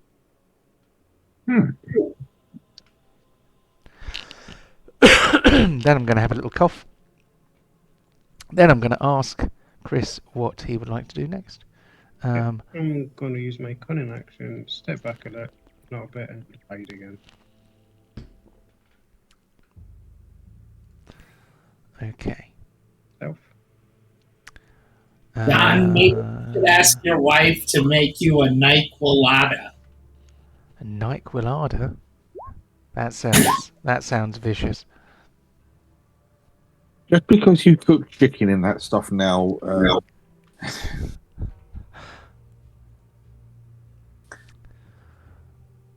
Okay. So I just need to check a thing. Yeah, that's all right. Okay, so cold medicine and liquor. Well, cold medicine basically is liquor, isn't it? So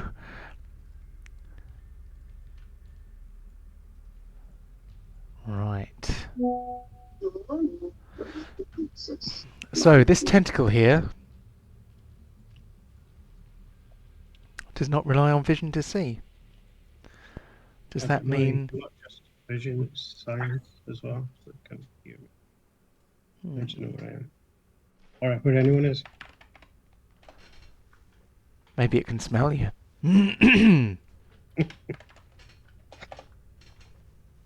Hide action, 5th edition. Okay. Hiding. Jim decides when circumstances are appropriate for hiding. When you try to hide, make a dexterity check. Until you are discovered, or you stop hiding.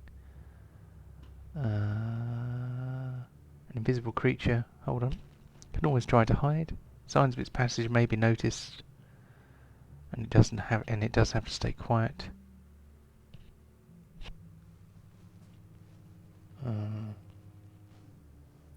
That is a really, really awful piece of... You can't hide from a creature that can see you clearly, and you give away your position if you make a noise such as shouting, or warning, or knocking over a vase. Okay, so...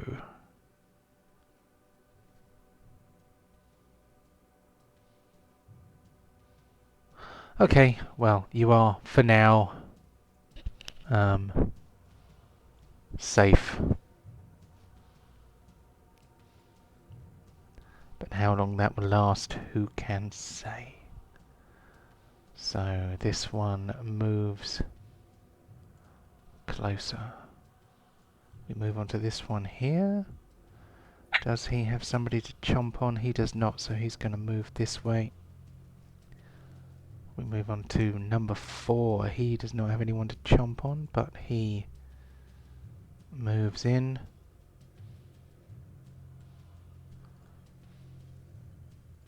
We are on to deep. Okay. Thought about a couple ways of trying to do this, but And stomach acid.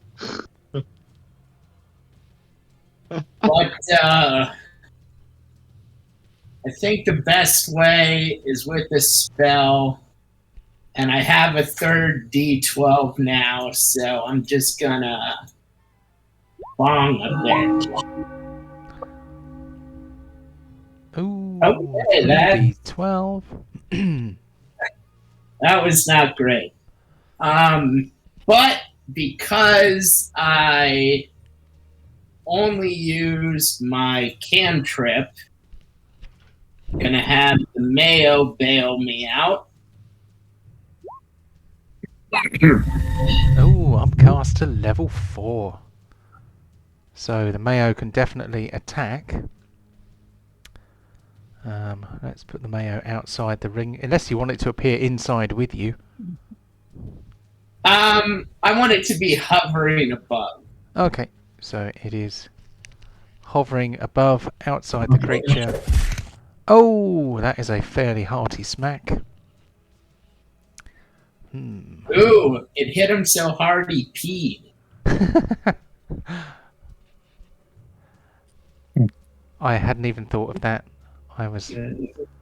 Is there any chance he wants to regurgitate me from that? Well, there's a possibility, isn't there? 16. Is it allergic to mayonnaise? 16. I was hoping for a crit or some high bit of damage. I'm afraid you are... that does not trigger him to spit you out. Yeah. However, there is no adjustment to the damage, so it is neither extra effective nor ineffective. But you did do it some damage. Anything else from deep? Nah, that's all I got. Cool. Okay. So we have this tentacle beastie here, which is holding on to Chew Bacon and Pontos. That means that it can only move at half speed because it is holding these two heavy creatures. It is going to move towards the mouth being retracted. Are they within 20 feet? Oh, they're not. You can throw him 20 feet.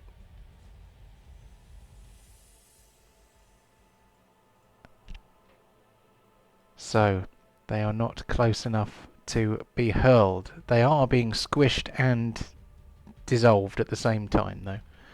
So, we are going to have 2d6 plus 6 bludgeoning. And we're going to have a little bit of acid. So that is 15 points of damage for Pontos, 2 of which is acid, 13 of which is bludgeoning. Yeah, are you deducting that, or do you want me to do that? I can do it, that is fine. Okay. Let's turn the arrow off. Oops, he's moved. Why are they not sitting in the squares? I don't know why. It's very confusing. Ugh. Okay, I think I must have messed up a setting that makes them snap to squares, because they're not snapping at the moment, and it's kind of annoying.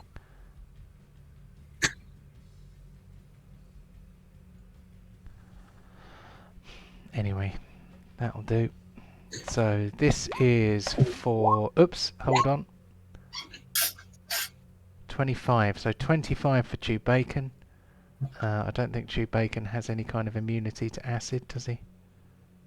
Sadly not.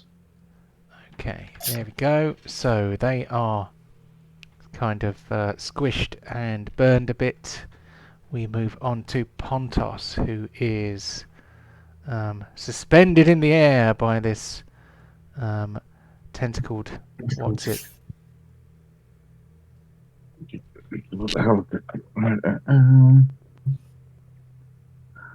Okay, I don't know what happened there. So, and it's still at disadvantage.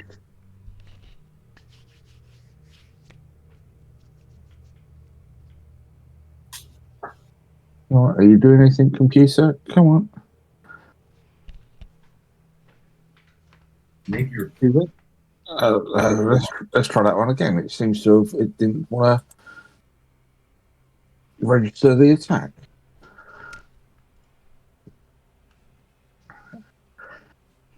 Seemed to go in, it just hasn't popped out yet.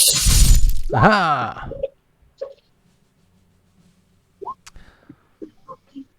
Excellent. There we go. So with that, he's then going to jump onto his faithful steed, and then do Bacon.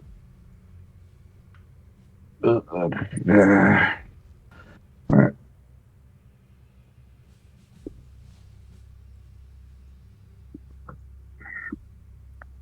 Just try to free everyone else up.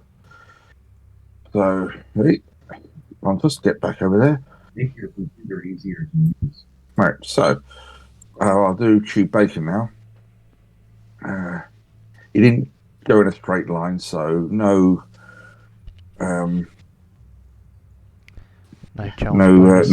charge bonus, but at least it's now a standard attack.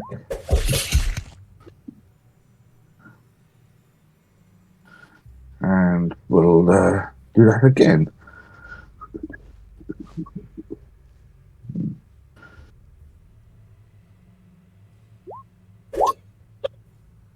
Okay, and now Char will, Pontos will carry on his axe swings, because he kind of liked those.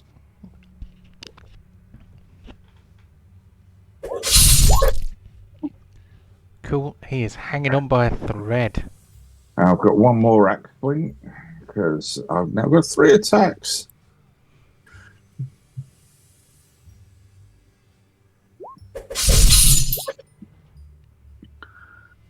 And then Q-Breaker will just move over to there, ready for next turn.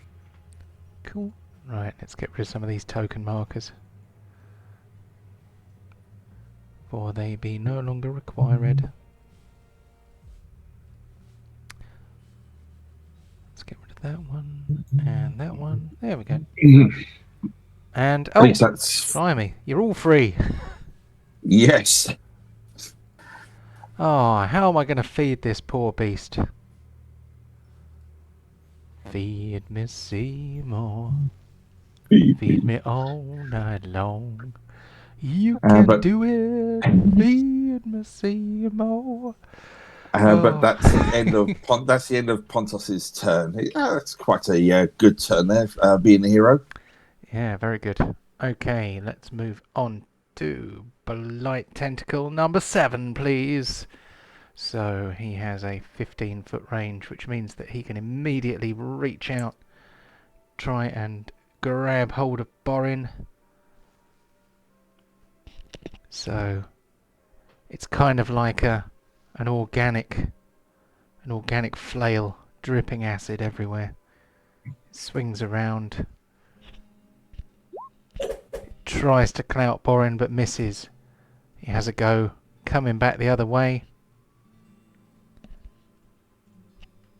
I literally downloaded from YouTube the whole of Day of the Triffids so that I could get sound effects for twig blights and stuff, and I haven't got round to just getting a little 5-second sound clip.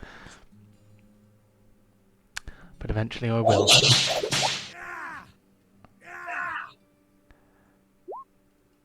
Right, it's got him. It yanks him in. So, how far is he away? So, he is slightly too far away. Has this guy moved this turn? I don't think he has. No, that was last turn. So, he is going to turn tail and begin moving towards the mouth. Ready to try and cast Borin into it. So, we move on to Char. Mm-hmm. Okay.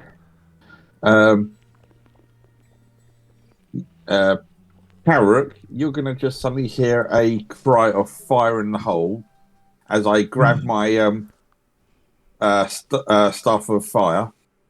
And let's see where I can place this time. In fact, yeah, I can keep up with my computer. Yeah, just there. Cool. Let me send that to the back. That gives us this one, this one. Hold on. This one, this one, this one, this one. Okay. So let's see your damage. Yeah, so we were one of the fireballs. So and choose a target, Aldrich. Okay. DC 15, damage 27. So if it takes the whole lot, then we will do a vom check. Oh my good God! What is going on there? They did rather well with their rolls, didn't they? I'm flabbergasted that they were able to dodge so well. Did it apply the damage? I don't believe it did. I'm going to push the button again. There we go.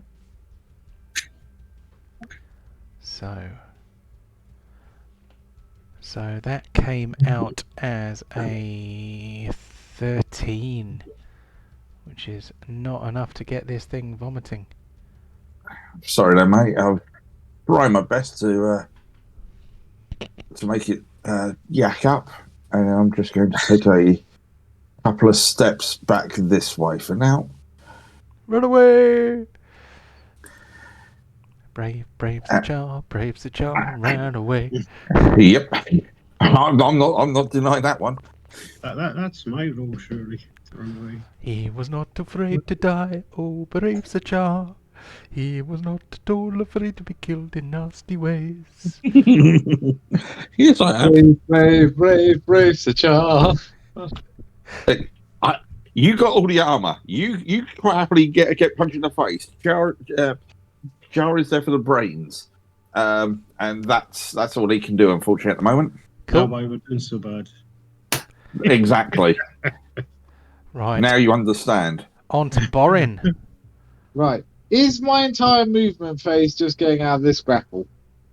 Your action phase. Yeah, it's an action to break the grapple. Okay, I'm going to action surge then. Spend one move to get out of this and then attack without. Actually, no, first things first is not mine. I'm going to.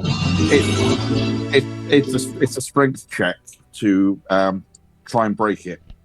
Yeah. Okay, save or skill? I think it's athletics, isn't it? I think so. You need to do an athletics check.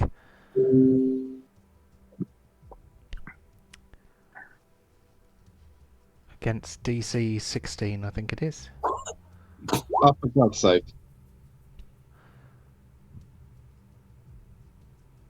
So is second wind a bonus action? Yeah. Okay. So you have used one action. You are still bound up. I think you have an ability for saves, don't you, or something? No, I don't. Was it Indomitus or something like that?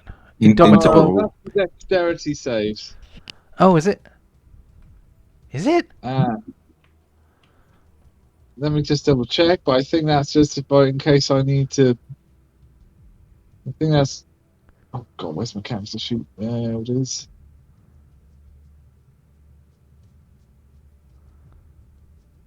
Yeah, I think it just makes me harder to hit. Indomitable. Beginning at 9th level, you can Indomitable. re-roll a saving throw that you fail. If you do so, you must Saving use throw. the new roll. Yep. And you Yeah. can't use this feature again until you finish a long rest. So if you want to try again, you can use your Indomitable. Okay, I'll try that again.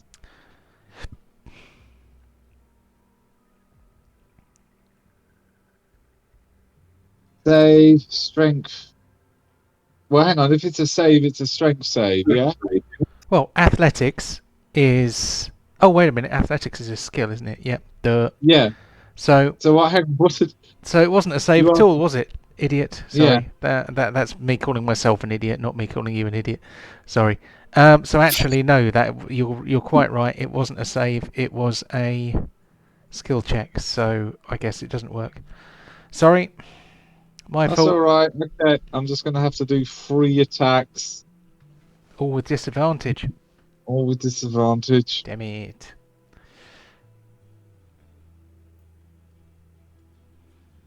Ah! What happened there? I don't know. What happened? The VTT disappeared. Okay, one miss.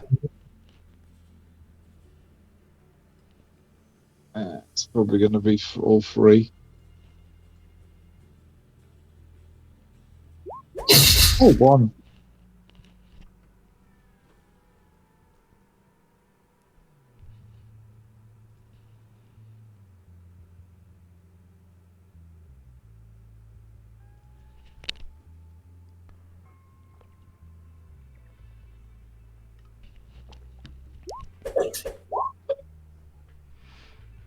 Unfortunate. Right, that's it. Oh, we got one in. Yeah. Pushing attack would just make me closer to him. Sweeping attack, he's not within 5 feet. And riposte is useless at this moment. Oh, but it might be useful later. So, As well as disarming. Oh, it's got 1 bleed on it. okay. So 1 bleed damage on its own turn. Okay, so that is that round done. We have... This guy was kind of creeping his way around the top, but he's changed his mind. He's coming back this way now. We move on to Karirook. So, coming in again with my ice dagger. So my ice dagger. Can I use Oh, it? I'm going to get you to roll a dexterity save. So it's 23, or in fact, It's not 23 for saves. doesn't matter. But I should do that with advantage anyway because I'm wearing my cloak and I get advantage on dexterity saves as well. Do you? Yeah. What cloak's that? Bloody hell. Here's the cloak, my green dragon cloak. No, Surely I didn't advantage give you on something stealth that check. powerful, did I? What am I doing? What was I thinking? Yeah, it's advantage on stealth checks while in a forest environment. Which I am. Oh, okay. Well, that wasn't wouldn't have helped you with your dexterity save. No, I got No. a 20 anyway. You got a 20. That's fine. You are fine. The DC was 18, so you're fine. Okay, so you managed to rush through the tentacles on the ground that as soon as you start moving, they kind of all straighten out like tripwires, as if to knock you off your feet. But you manage to avoid the sticky plant fibers thrust across your path. Karirook is now ready for battle. What's he going to do? So I'm using my ice dagger. Very good. With this one, Mm. my dagger, can I use it to slash? Any penalties for that? I would say if you are... It's funny that this should come up. It's not like a 12-inch dagger. It's a fairly chunky dagger. I would say that if you are trying to get a different damage type out of a weapon that is not designed to do that. For example, yesterday somebody who had a longsword was fighting skeletons, and we were playing Pathfinder, so it's slightly different, but they wanted to use their longsword to do bludgeoning. So I said, okay, you can hit the creature with the flat of your sword instead of the edge. But I gave them a penalty for doing so, because that is not the usual method of using the weapon. So if you want to try and get a different kind of damage out of a weapon that is designed for stabbing, I would say you might do so with disadvantage. Because instead of sticking the point in, you're kind of swinging it. I'll just do a normal stabby then. Because you wouldn't get sneak attack if you had disadvantage on the roll, so probably better. Oh my bloody hell! Okay, so he's not dead, I'm afraid, because he's going to get some of that back. But okay, so in order, we're going to do so plus that.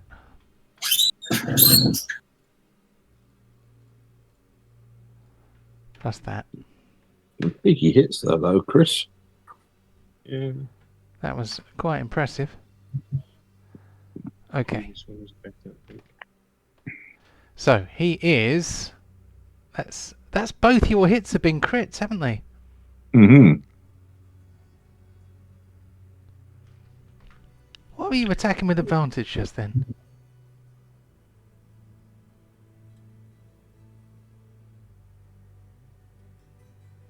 Sneak attacks, I've got advantage. Sneak attack doesn't give you advantage. You have to have advantage to get a sneak attack. But I was stealthed when I run over to hit him anyway, because I'm attacking from a stealth position. Yeah, but you give up your stealth when you rush out of your hiding place, don't you? Usually. Don't think so. Don't think so. It says in the rules that the DM may allow you to attack with sneak attack when running out of a hidden position, but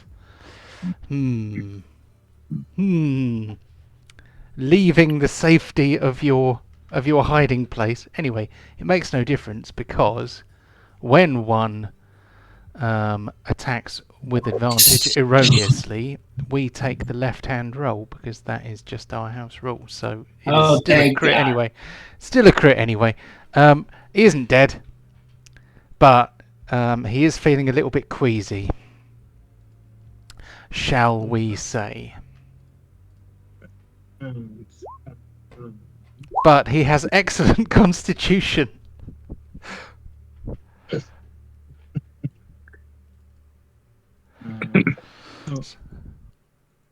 What's the real offhand attacks with a weapon I've not drawn yet? So,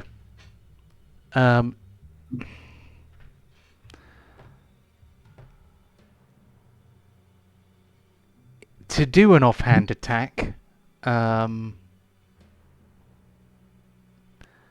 you would have to interact with an object and then spend your bonus action.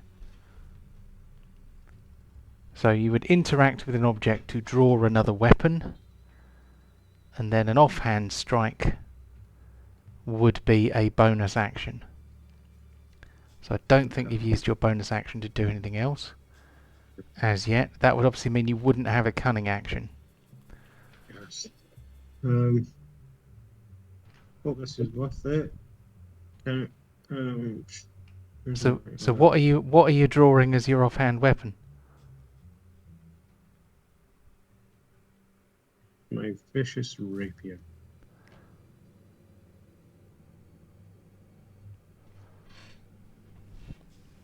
To attack it. A spork? Vicious rapier, offhand attack? Can one do that? No. Hold on, I'm just... No. It's finesse weapon. It's a finesse weapon. Yeah. Is it a light weapon? They got No, some pointy shield. That could be something. Because they both have to be light, don't they? Or is it? Am I thinking of a different game here? Hold on. Vicious rapier is finesse.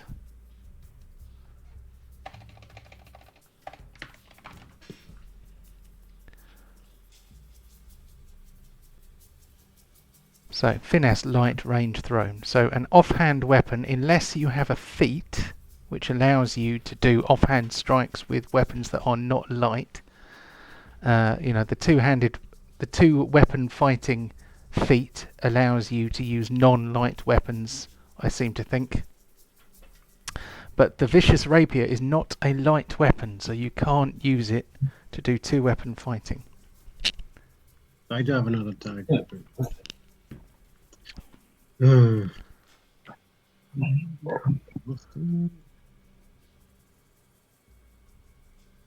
So what have you got? I've got a flame dagger, but it's just a normal dagger, and probably won't do any damage. Oh, you've got tons of daggers. Oh, wait a minute. I think you just have... You had all of your things of all of your attacks have duplicated again. Damn it! Why does that happen? Is that attacks? In the middle of your character sheet, the attack bit, you have short sword twice, dagger twice, hand crossbow twice. So at some point we'll get rid of all of those. I don't know why they keep getting duplicated. It's really irritating, isn't it? But yes, you have a number of mundane daggers, so you could draw one, have it in your offhand, and do another attack with it. You would not get your dexterity bonus to the damage, though. You would only get the single damage die. So, rather than an offhand attack, could I cast something like Shocking Grasp instead? So, you've already used an action. So if you were to cast a spell of any kind, it would have to be a spell with the casting time of one bonus action. Don't think I've got. Alright, never mind. You really, really, really want to kill this thing, don't you? I've done quite a lot of damage to it. You have? Alright, I'm just going to jump out of the way of the vines using my acrobatic skill, and I'm going to try and hide over this side.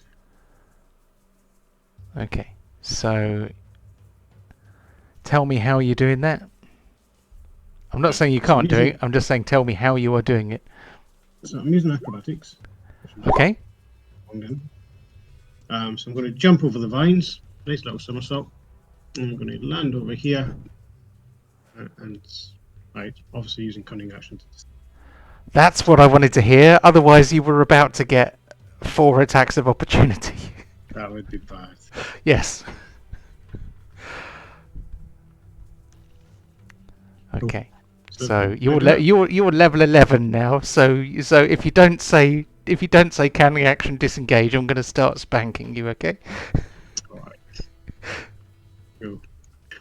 All right. Okay, so you have bounced back out of the way. Hold on.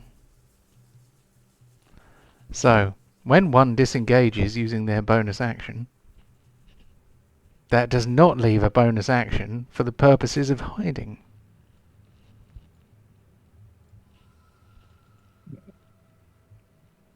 Which is very exciting for me.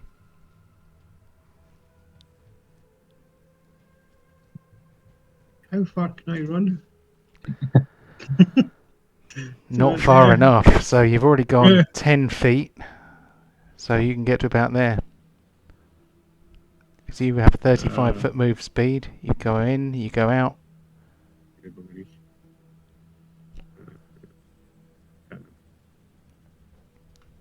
I can go.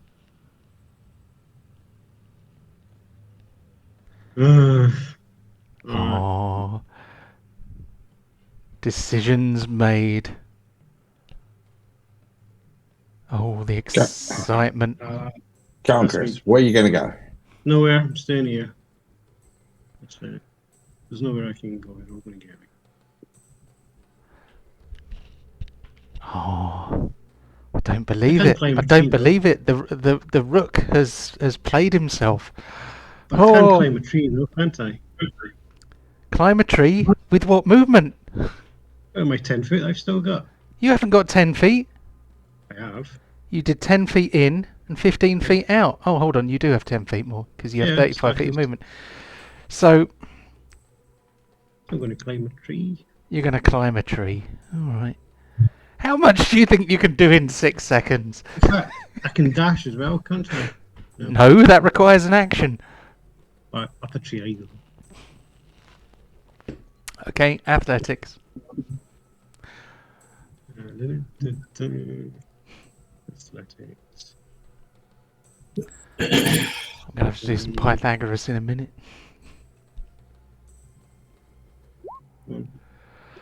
Okay, so I do not believe. do you have... You do not. So that stands. That does not increase because it has to be things you have proficiency in. So you start to climb up a tree. You climb 10 feet vertically up a tree. And you are in the tree. Here we go.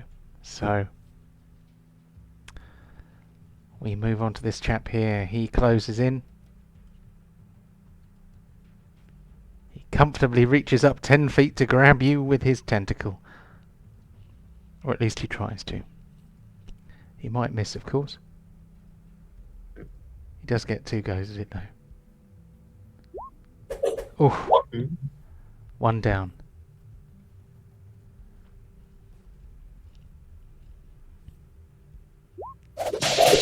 Oh! He's got you, but he can't throw you because that was his second attack. Yeah, but before he gets me, my what is it? Take half damage, which might mean he won't grapple me. But...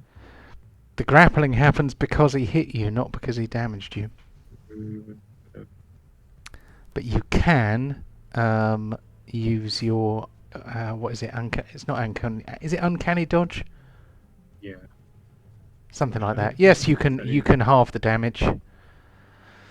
Does it? So it lets you halve the damage taken from a single attack, doesn't it? Is that right? Yeah. So the fact that there are different damage types is irrelevant, I guess. Okay. So we move on to another tentacled monster. He is going to start heading this way in hopes of catching you guys over here. So, oh, nice to have long tentacles. So he is going to... Good morning.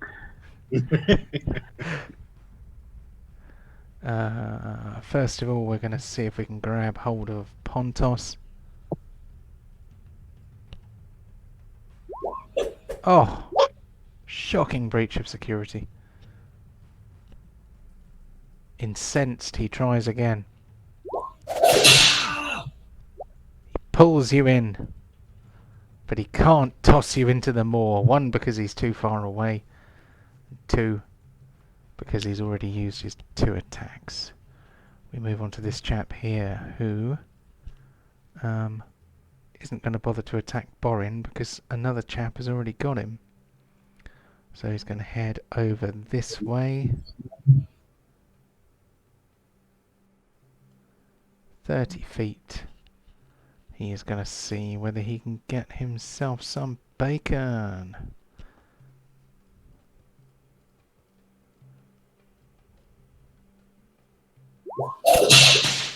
He has got himself some bacon. Okay, I'm going to say that he... Is he satisfied with his bacon? Oh my god, everyone is going to be grappled. Maybe not. We'll find out in a second.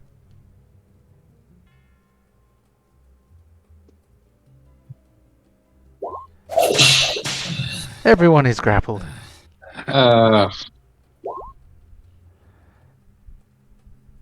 So I've moved far enough away. Normally plants move quite slowly. So, you are very advanced in level though, so... Okay, this one here is going to wander off this way. He's got nobody to fight at the moment. We move on to Deep.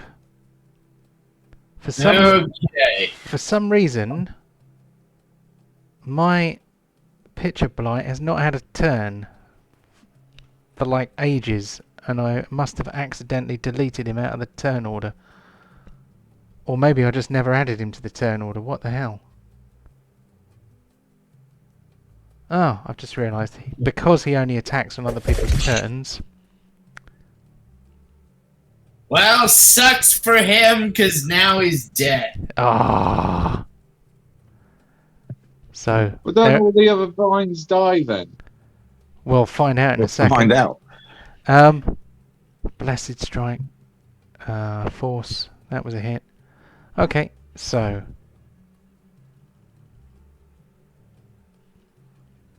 Well, Deep is pretty pissed off. Doesn't really know what's going on. He just emerged from the womb. So I think he's just going to put up Spirit Guardians in the hopes that if these fuckers keep coming at him, so cast that. Okay, I've just realised I totally scuppered that by not adding that guy to the turn order. But that doesn't actually matter because he only actually does attacks on the tentacles turns, but that meant that there were at least 2 opportunities when you should have had acid burn. Yeah. So I'm going to give you some acid burn now, just for fun. Oh, great. So here's one. So do I get a save, or is it just... No, that is automatic because you were literally in its belly. So 18 points of acid damage, and I think we're on round 3, so I should probably do that one more time. So I'm going to do that one more time. I don't normally retcon things, but I'm so annoyed with myself that you must suffer as a result. So there we go. Much more fun. So Deep comes out of the mouth of this now presumably dead Blight. He lands in a place by the side. Let's see. If you had not killed it, if it had survived that, then that would have been enough damage to cause it to roll a save to disgorge you. I was hoping somebody would get disgorged because that would have been much more fun, because when you get disgorged it launches you D4 times 10 feet in a random direction, which would have been much more fun. We kept hitting it. It just wouldn't let it go. I know, it kept rolling really good con saves. 20. Still, technically we are. What's the word? technically we are playtesting this monster here because it's was more or less invented today. So That's fair enough. So Deep is alive. He has an action. He is technically prone because he kind of fell out of its mouth. Okay, so I cast Spirit Guardians. Would you please put a 15 radius around me? Yeah, hold on. I do Hopefully that will be a wasted spell because things are about to follow. But never know. What fun would that be? So, A logical one, considering we've killed its brain. Logic. Logic. So, is that big enough? Is that the right size? I think that's the right size. So, I had certainly planned to give you a button for Spirit Guardians, but obviously I haven't got around to it. What should it be fun? But I think possibly this may not be quite big enough. Hold on. If it was that big...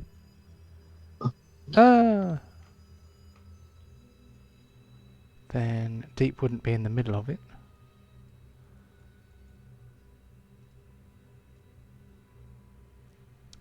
Is that the right size?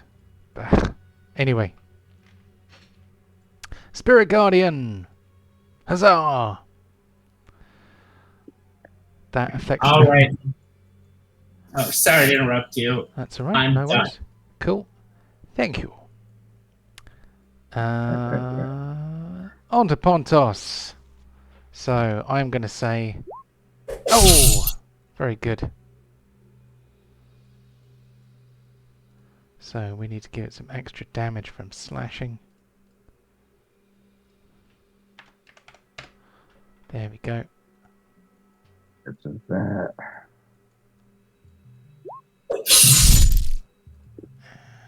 Extra damage from slashing. Let go of me so I can sort out rescue my pig. And I'm just going to take that. And extra damage from slashing. There we go. Okay, it is very badly damaged. Yeah, well, first things first, I'm going to do that. And why not? And then I'm going to action surge. So I can get some more hits, because Pontos needs to rescue his pig. And disadvantage again. Very good. Okay.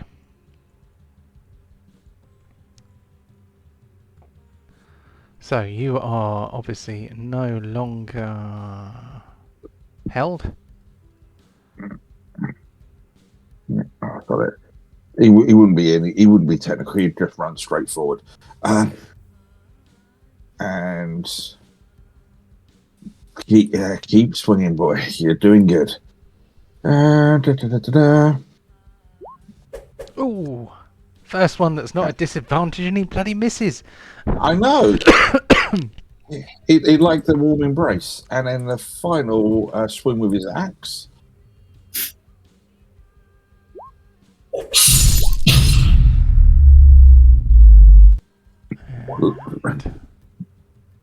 And that's and then Chewbacca himself. Let's remember that. 1, 2, 3, 4, 5, 6. Oh, it is. Yeah. Okay. Sorry, I was not keeping up with the numbers. So, Yeah, don't worry, I'd keeping track. Disadvantage. Go pig. And then one more because he has a second tusk now. Not 20 feet, and it's at disadvantage.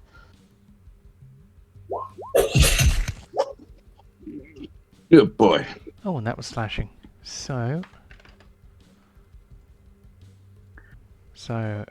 Chew Bacon managed to finish him off. Good effort. Good effort indeed. So, wow, the volume of attacks is getting quite big. Well, I mean, there was an action surge in that as Yeah, well. yeah. So That's... It's amazing, actually, because that... Yep, that is how numbers work. I was just thinking... okay, Yep. So, anything else that's from Pontos and Tube Bacon? that's all they can do. So that's it. Okay. So I'm going to move on to this guy here. This guy would launch Borin into the maw of the Pitcher Blight. He might do that anyway. It's just it won't do any good. So first of all, we have a bit of a squeeze. So we have 2d6 plus 6 squishing damage. And we have 2d6. Nearly did 2 F6 then. I don't know what that would have done. Not a lot, probably. Then we have 8 acid damage. And then he hurls you over here. And you just land on top of a dead plant thing. So, it would have caught you in its mouth, but because it's kind of been mutilated by deep, the mouth can no longer eat you. But given that it's a plant, which does not necessarily keep its brain or its brain in its head, it is not immediately killed by having its mouth destroyed. So, in fact, plants don't generally have brains, do they? So there's the Spirit Guardians and the Bleed. Ah, Yeah. right, that is true. So technically he still has an action left. Deep is no longer blinded and restrained, so let's take those off him.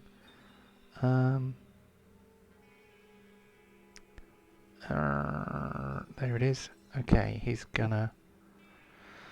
started his turn in it, so Spirit Guardians he is going to take his save for Spirit Guardians, which is going to be a Wisdom save. These things be not to be clever. 11, that's a fail, so he's going to take full damage from Spirit Guardians, which is 15 points of Radiant / Necrotic. I'm guessing it's Radiant, since Deep is such a sterling chap. Yep.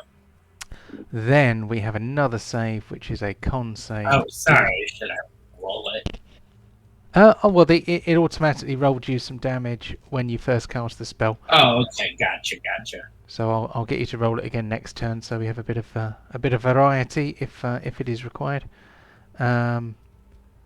Okay, so we're going to do another save. This time it's a con save, which is DC 14 because it's 1 bleed. He fails. That means he's going to take 1d3 points, which, doesn't seem like a lot, but every little helps. He takes a further 3 points of damage. And will continue to bleed. We move on to... He still has an action left. So I probably did that somewhat prematurely. So he is going to try and smack the nearest opponent, which in this case is Deep. Deep is prone and within melee range. So I think that means he has advantage.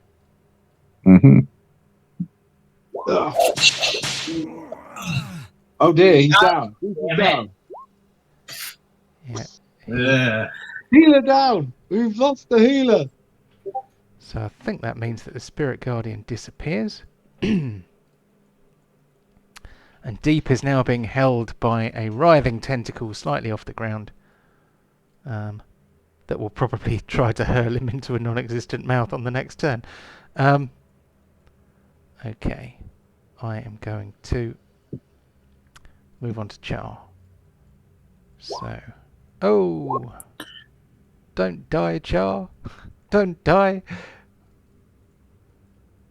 It's fine.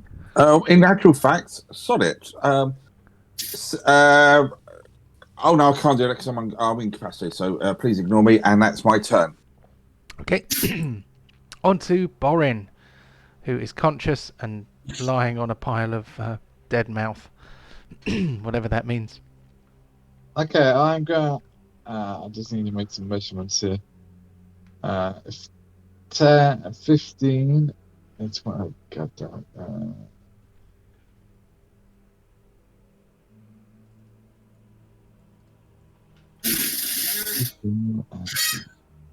Okay, I've got a movement of 25, and I've got.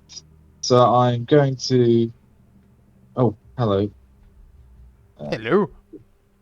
Then I'm just trying to check something. Okay, I've got. What are you waiting for, monsieur? You must. Okay, I've got it. You, Okay, 15 gets me to here. you got it. You know what you're doing, yes? Yes. Right. Slashy, Infernal slashy. Fire Axe. Infernal Fire Axe, this guy. Aha! Okay.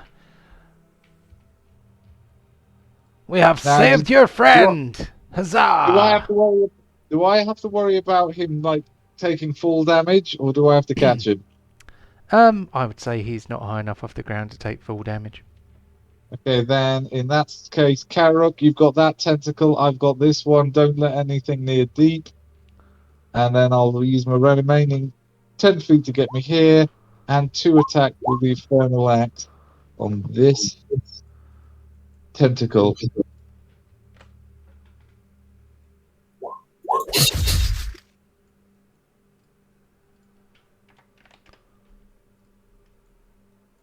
Okay.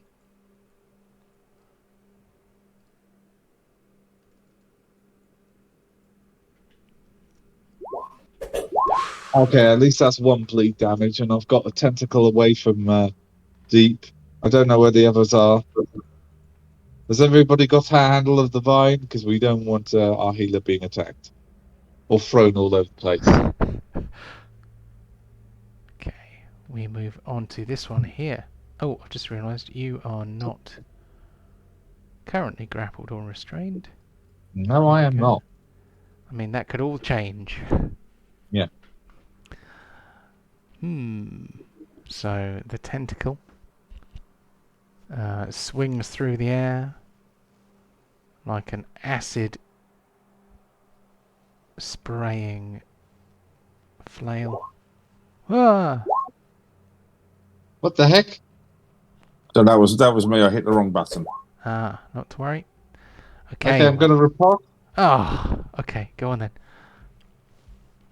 This way, I can at least get a second bleed on him, hopefully. It's worth a try, monsieur.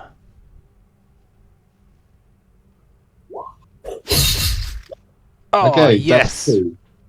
I was right in there, as you say. Okay. He is going to attempt to hit you with his second attack.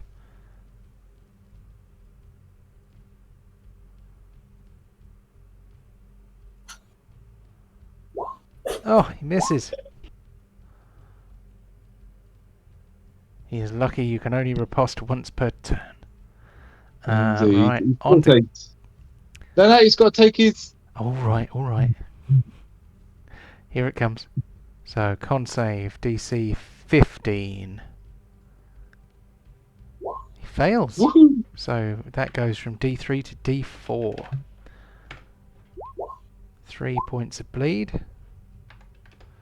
More sap comes out of him. He starts to sag. He is very badly hurt. We move on to Karirook. Karirook is currently grappled and restrained. He was 10 foot up a tree. Now he's being cuddled by a bundle of plant tentacles.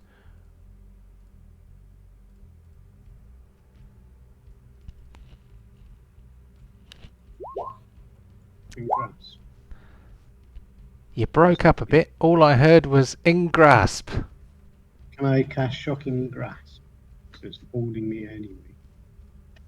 Cantrip. You can cast the cantrip. So we haven't given you a shock and grasp, have we? So you can actually do that as an attack.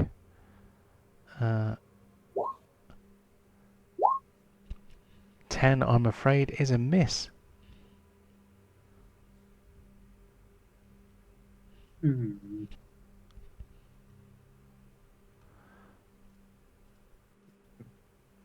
Shocking Not grasp. much else I can do. I'm grappled. When did you get that? Have you had that a while? Or did you get it on the last level up? I had it quite recently, I think, actually. Oh. Hold on. Give Karirook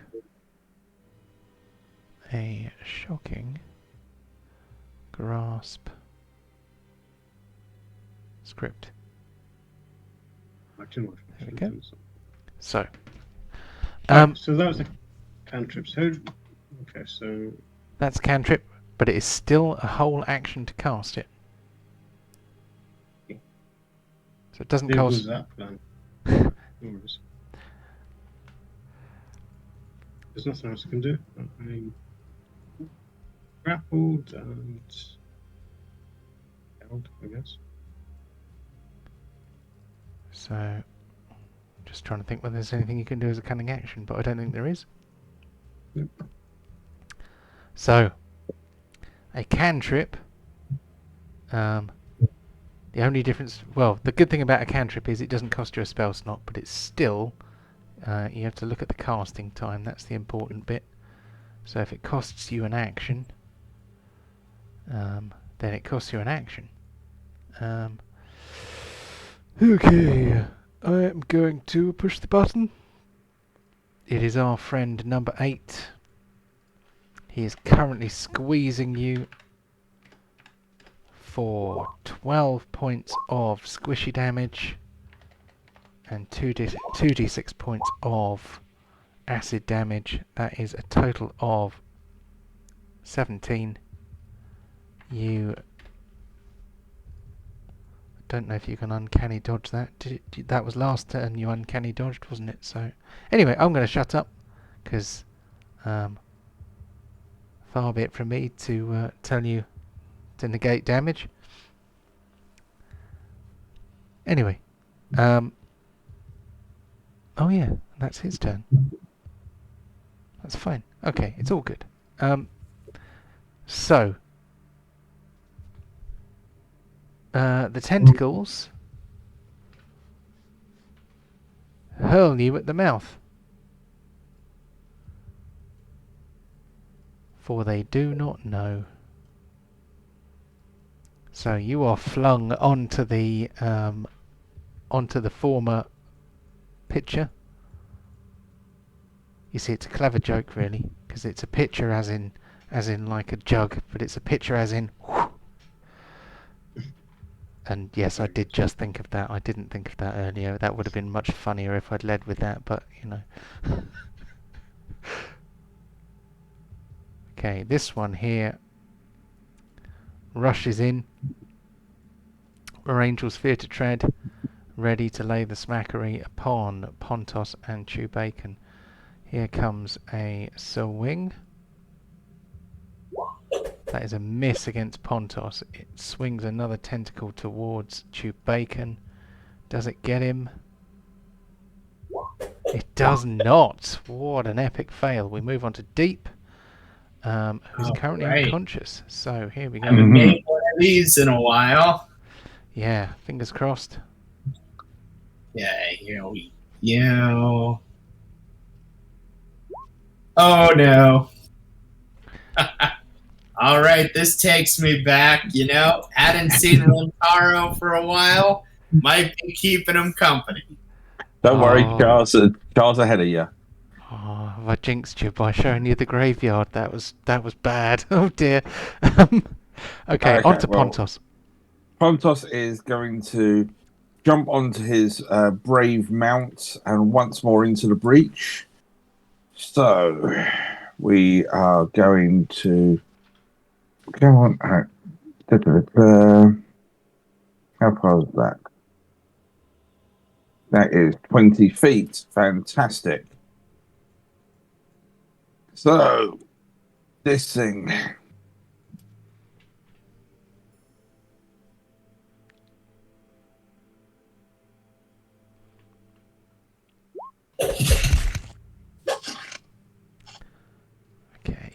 bonus The second slashing. the second attack, I'm assuming they won't get the 20 feet bit. Oh, it's never come up before. Let's just say it's the first one for now. Yeah, that's what I assumed anyway. I was just double checking. And extra slashing. There we go.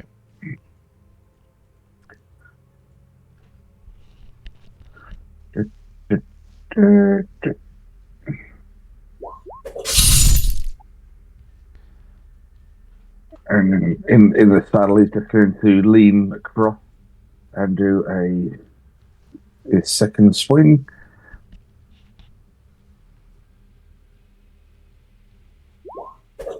Ooh. It was just readjusting the saddle. He got off balance. And then his third swing.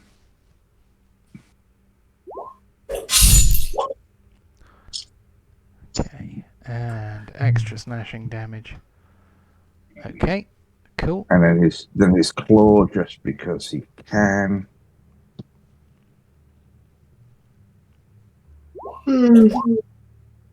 No.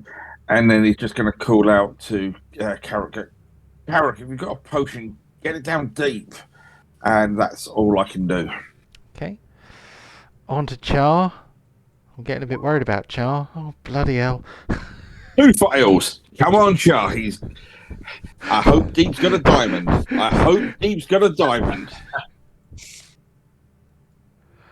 On to Borin.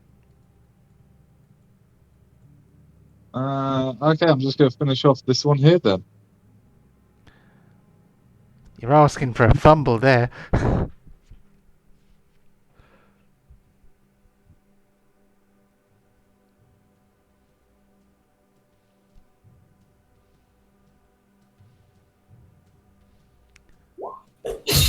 Okay.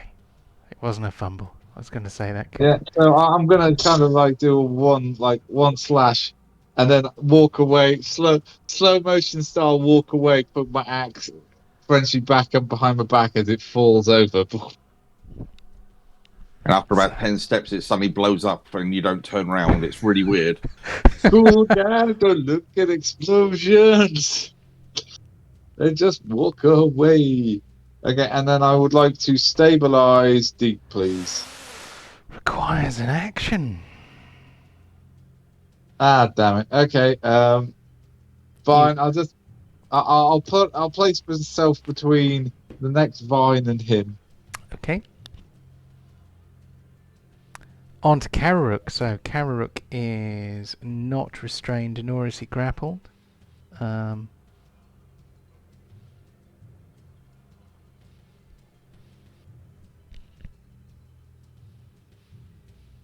Trying to pick Deep to pick something without him. What you doing? There you go. Potion of healing. Potion.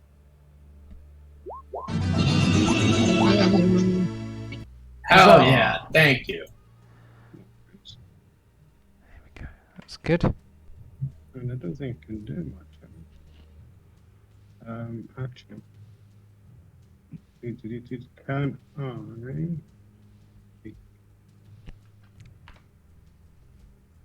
So I reckon when you were thrown over here, you were probably thrown prone. So you have 5 feet left of your basic movement. You could potentially cunning action dash for another 35 feet. So 40 feet from where you are. I could come up here. There, then across one, I guess. I would give Pontos and Chippy the advantage. If that's what you could do that. What did I say?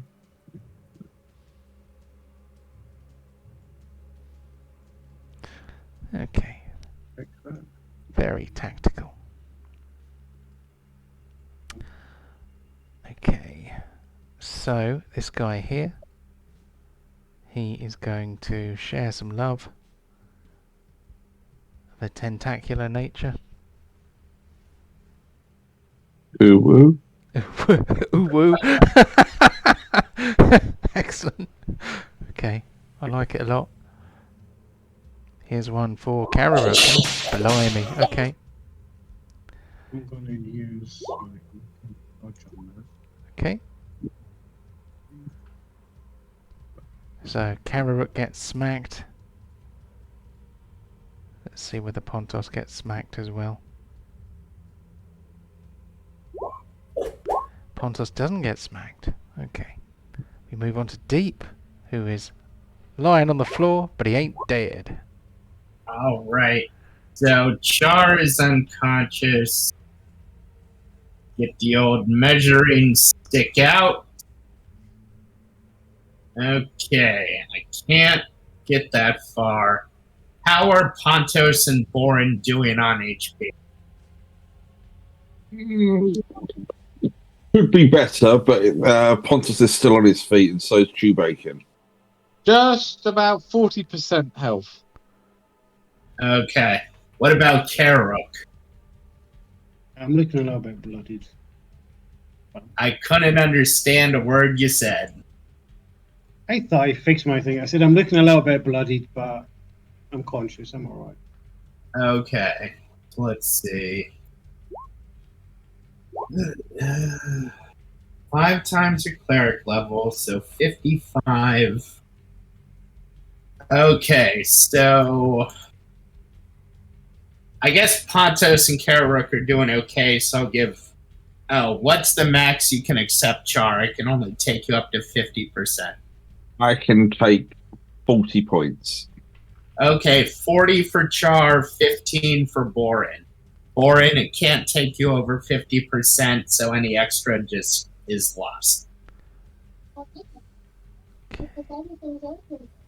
So that would be... Yeah, that's fine. I think All right. Borin can take 15. There we go. I think. Okay. Bringing in a weaker spiritual weapon. Just feels like this could get worse.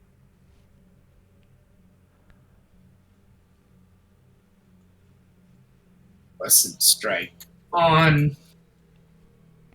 Whack. Damn it. Ooh. All right, that's it for Deep. Cool. Right, on to Pontos. Oh, I really thought you were going to let Char die that time. I have faith. Honest. I haven't upset Deep too much. Oh, good job, Chew Bacon. That is slashing damage. Slashing damage is quite effective against these plant creatures. Okay. And...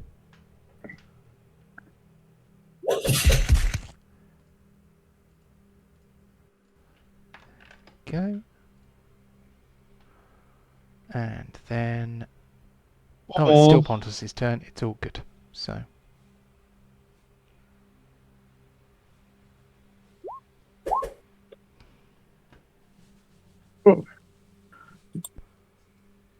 Yeah. Good.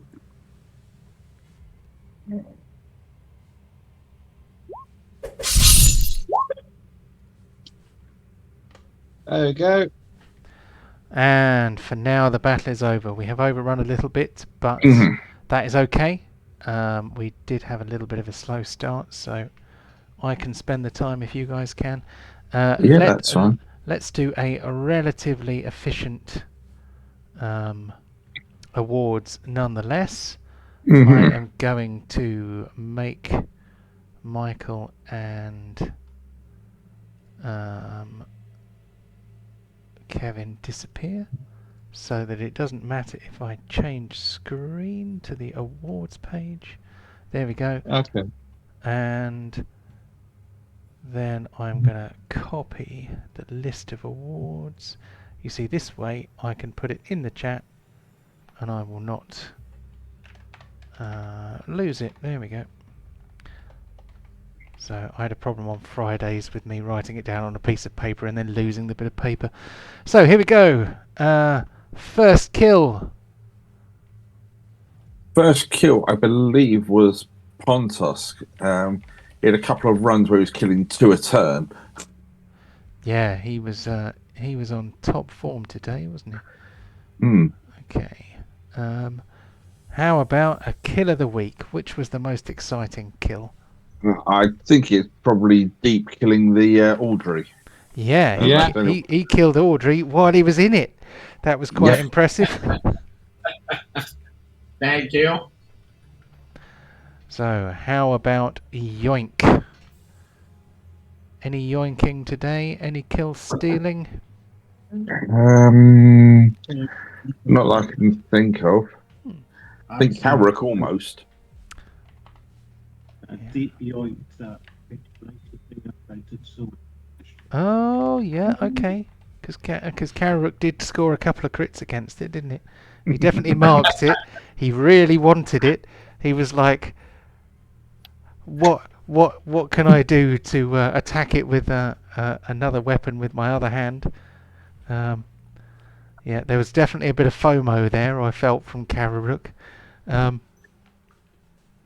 Still, good job.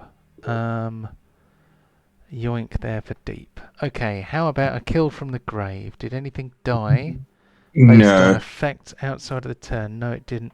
I mean, it's quite an interesting one, but it doesn't get awarded very often, does it? But I got close. it is quite technical, isn't it? So it's one of those ones that doesn't come up very often. So how about damage dealer? Who has been doing the most damage? I mean, on one fireball I did 106, but I would think over a turn it could well been Pontos and Bacon today. Yeah, they did a ton of damage, didn't they? So for one attack I've got 100, but I think Pontos and Chewy probably did more than that in a turn. In regards to that, I would just say, if you're including Chewbacca in it, the chances of anyone else who have a lone character versus somebody who has 2, there are rarities that's not going to it's never not going to be Pontos. Well, you can say that about most of them in the characters. Well, like I said, for me, if I get a good multiple targets, a fireball, I'm doing 100 odd points in a turn. So it's not normally a. You could argue without Chewbacca, it's me all the time. So there are ways around it sometimes, especially since, for example, just like I think Chris was going to say, if he gets a crit sneak attack, then he's rivaling fireball damage. Really, I mean, I got 70 on me. I'm never going to get 100. No, but I've got to get multiple targets, and they've all got to fail a test. I mean, there was one stage where all 4 passed their test. Yeah, that's not fireballs of that. When it's the melee effect, it's always going to be. That's the same with all of the awards. Karirook's never going to be in the running. But pointless for me, to be honest. Well, damage dealer, it's often going to be won by fighters or powerful spellcasters, isn't it? But I don't know. We can always change them, but let's not change them mid awards. We need a sneak of the week. Well, I mean, there is a sneak of the week award. It's just it's awarded so stealthily that no one's ever noticed. In reality, all the awards we've got, they're all based for damage dealers. How about the best supporting role? He saved me. Yeah. I think this is a fairly deep dominated one, but bear in mind Karirook got deep up, and if Karirook hadn't got deep up, then where would Char be right now? So I veto that one, I reckon, and I think we give that one to Chris and Karirook. If someone hadn't rescued Deep from a certain vine, did you rescue him by hitting it with a big axe? because supporting role tends to be more for.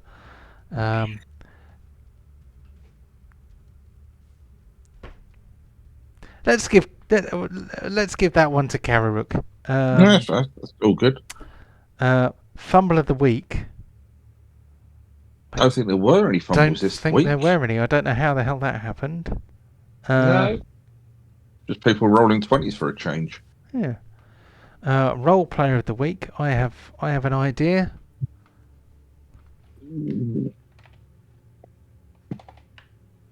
Well, you could argue the Boring trying to teach his hammer to float, teach his axe to float. I really enjoyed that bit. That was a nice little aside there. Yeah, teaching your teaching your 10 kilo axe to fly. Whose side are you on? No, we didn't really have a problem there. Well, we could award that one to Char for fireballing a creature with a friendly inside it. Yeah, I kind of half expected Deep to maybe take some damage on that one. But he didn't. So, Deep has 2. Pontos has 2. Karirook has 1. Borin has 1. Char has 1. What about human pincushion? 1 went unawarded. We have 1 left, which is the pincushion. I am trying to work out roughly in my head who got the most beaten up. I think so. Char went down, but Char has less hit points than Deep, and Deep also went down.